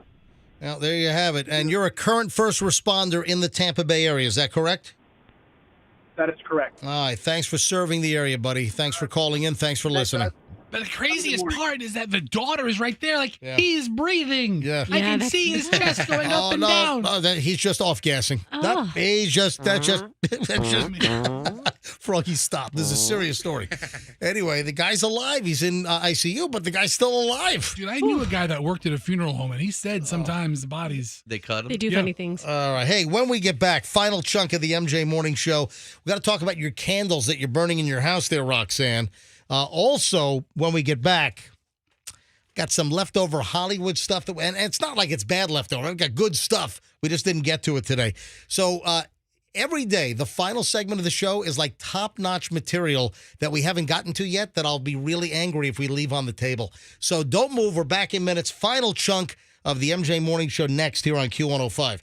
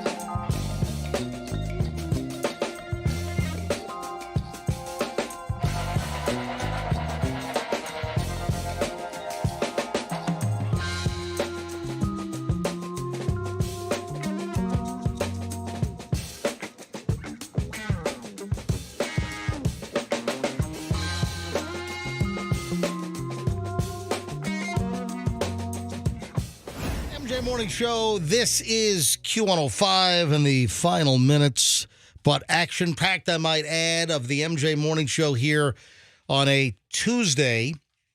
Recently, Roxanne, we talked about Madonna and that whole puffed up, swollen face. I mean, unrecognizable. Oh, yeah. I meant to share something with you. Are you What? talking about her tweet that she did recently? Yes, Okay. probably. Just Madonna commenting on her recent puffy face, which she's had so much work done that these weren't little just nips and tucks and just little tweaks. I mean, it's a makeover. It's almost like witness relocation program, Madonna. I'm serious. That's what she looks She like. has a new identity. She is. She's maybe she's from the Chicago, the Detroit. Yes. She's from the Detroit mob. Yes. Wait, Hey, did listen. she get Chrissy Teigen's cheeks? Is that Yes. what happened to him? Yeah. It's like she got him and then they became infected. No, but seriously, Jimmy Hoffa was last spotted at that restaurant up in Detroit area, right? Yeah. He was in And Madonna is from Detroit. Nah, she's in the witness relocation program, so people can't tell who the hell she is. Who's that stranger up on stage singing like a virgin? Who's that singing Borderline? Wow, that Borderline singer sounds a whole lot like Madonna. So in other news, she's Yeah. coming to Tampa, She's coming in like in September. Yeah, she is. Yeah. I'm excited. I saw her in concert The one time. unrecognizable Madonna show is coming to Amalie Arena. That's the name of the tour. Yeah, it's the Unrecognizable. unrecognizable tour. So, what were you going to say? You saw that she put out a tweet. Yeah, she put out a tweet, and do you want me to read it? Yeah, let's see if it's the same one that I have. It says, "Look how cute I am now that this swelling from surgery has gone down. LOL." So she's saying that she was puffy because of post-surgery. Well, then she put LOL. So I don't know what she's saying. Is she mocking? Yeah, that is exactly what I was going to share. So that is the exact same tweet. And she tweeted this yesterday. You said recently. It was yesterday. That's pretty recently. She's right. Very, very recently. Yesterday. Look how cute I am now that swelling from surgery has gone down. LOL with like a laughing emoji. First of all, I don't think that like people over 12 ought to be using emojis. Oh, I love them. I'm a big fan. I like the eggplant. You mean the face plant? No, the eggplant. Oh, the eggplant. Yeah. I get the face plant every once in a while. Yeah, he'll give you the eggplant later. Yeah. Madonna, who's 64, she was wearing a distressed pair of blue jeans over sheer tights, a black jacket, black cap that read "spiritually hungry." Don't you love folks that seem like they have to make a statement with like something on a shirt or a hat? Oh, choke on your Kabbalah bracelet. Where'd that go? Yeah. Is the Kabbalah thing? Yeah, you don't hear much about Madonna and Kabbalah any longer, do you? Not as much. Are those the strings hanging off and everything? The Right? red strings. Yeah. So Madonna is seemingly acknowledging that she had a lot of work done. And did she go in saying, listen, I'm tired of being Madonna. I'm tired of people recognizing me. Just make me look completely different, please. Yeah. I don't want any remnant or shred of Madonna. Please just change me completely. And how much are the tickets? So the crappy ones that are in the upper, this isn't even Tampa. Now, this Tampa's- is Capital One Arena in Washington. That's because tickets are available here. Tampa is sold out. Emily Arena sold out. Hold on, that's sold out already? Yeah, so I'm on the... For Madonna, it's sold out? Yeah, I was on the tour website. Are you serious? Yeah, on Ticketmaster's site. And hey, when did they announce? Did we announce the tour? I think we did, didn't we? I think we did, yeah. Yeah, when was that? But was it like couple last weeks fall? ago. When was it? Like, months ago. Yeah, I think it was last fall, right? So I was looking up for a date that I would actually go to. And yeah, Madonna's going to be in Tampa. Was it September 2nd? September 7th. 7th. Looking forward to seeing Madonna Huffest. So, you know what? I'm a fan. Yeah, I've always liked Madonna. Yeah, listen, Madonna is a great entertainer. Yeah, I mean, you got to appreciate it. Yes, so completely sold out. So, now look at interestingly, when you look at the concert lineup, so Madonna Thursday, September 7th, not a really convenient night for a concert for me, but Amalie Arena, Madonna, totally sold out everything. The next night is also sold out in Miami, but there are tickets available at the TD Garden in Boston on the 31st. So Boston, Washington, Atlanta still have tickets Yeah. available the week prior to her Tampa arrival. The second Miami-Dade show we only have one night at Amalie Arena, and they have two Miami-Dades. First night sold out, second night available. So it looks like a lot of the dates are sold the hell out already for Madonna. If you want to see her and you're not afraid of traveling a little bit, you can still get to her. But tickets are available. Yep, there you go. All right. So, you know what? Yeah. I'm looking through this. I found this article on page 6. It's Madonna's face over the years. And it's very interesting to look at because you see her in her 20s and she had that buckle fat that we were talking about earlier. She had a round face. Mhm. And then you see it kind of soften or, thin out or whatever. She looks pretty. And she looks like she's naturally starting to age up through the mid to like 2010. Yeah, and that's when she started doing all Yeah. kinds of crazy stuff to herself. And then stuff just gets weird. I'm going Like to send this to you. it's almost like she's getting stretched like by a black hole, like she's entering the event horizon or something. She's going, woo. All right, Roxanne, you're a candle burner. Yeah, we did it last couple nights ago on the patio. Yeah, well, no, I'm talking about inside the house. Okay, I've done that too. Yeah, that's what I'm saying. I know that you've mentioned this before. Now, there's some new research out that candles release toxic chemicals that go directly to our lungs, according to a research expert. Probably. Dr. Svetlana Stevanovic. Oh, Svetlana. Svetlana, a professor at Deakin University in Victoria in Australia, that candle lovers should err on the side of caution when lighting up. Candles and any scents that are being emitted are associated with emissions of volatile organic compounds and also small particles that stay in the air. Adding that the combustion process is releasing particulates that go directly to our lungs. You know what? That stinks because scents are really in right now. Like it's really Just in use some style Febreze or something. Yeah. You know? It goes right into your lungs, too. Yeah, well. What about those? I can't think of what they're called right now, but when you dip the sticks, why can't I think of that word? Incense? No. Fondue. No. Oh, yeah. When you dip it in cheese and chocolate. It's delicious. Fondue is what it is. Yum. When you dip the sticks. Or, your dirty mind could go somewhere else. I don't know. Whoa. You know? Whoa. No. But You guys know what I'm talking no, about. I don't. That's the point. We don't know what you're talking about. I really have no idea. No clue. Oh, they're like, you take these sticks and you put them in a particular oil, and then then you flip them, and then they make the whole room smell really good. That sounds like a fire hazard. It sounds like you're I've going seen it. It's a little cup of oil. It's like essence or something. Sounds like you're going to burn your house down. Diffuser. Yeah. Thank you. Yeah, before you know, your whole living room's on fire. Yeah. I'm going to bring some of those into work tomorrow. Don't. This is pretty amazing, and I got to believe there are more of them out there. Did you see a woman sold a first-generation 2007 iPhone for over $63,000 at auction on Sunday? What condition was it in? Brand new, shrink-wrapped in the box. You know what? I'm sure there's people who just forgot about Exactly. them or stashed them away. Yeah. This is an original first-generation iPhone. It sold at LCG auctions on Sunday. Factory sealed, sold for $63,356.40. An unopened 8-gigabyte iPhone, the first one ever, was estimated to go for at least $50,000, but actually went higher to $63,000. You know what the original price of the iPhone in this configuration was back in 2007? Was it like $399 or something? Higher than that. How much was it? $599. What? Holy cow. Yeah, the phone in 2007, the iPhone, the first generation ever, was $599. Bidding started at $2,500, opened on February 2nd, and it closed on Sunday, $63,356.40 for a 2007 iPhone. All right, that's just throwing money away because it doesn't work. I wonder who the hell bought this. I wonder if it's like, Steve Jobs from heaven or something. Yeah, right? Yes, it was me. Hold on a sec. Oh.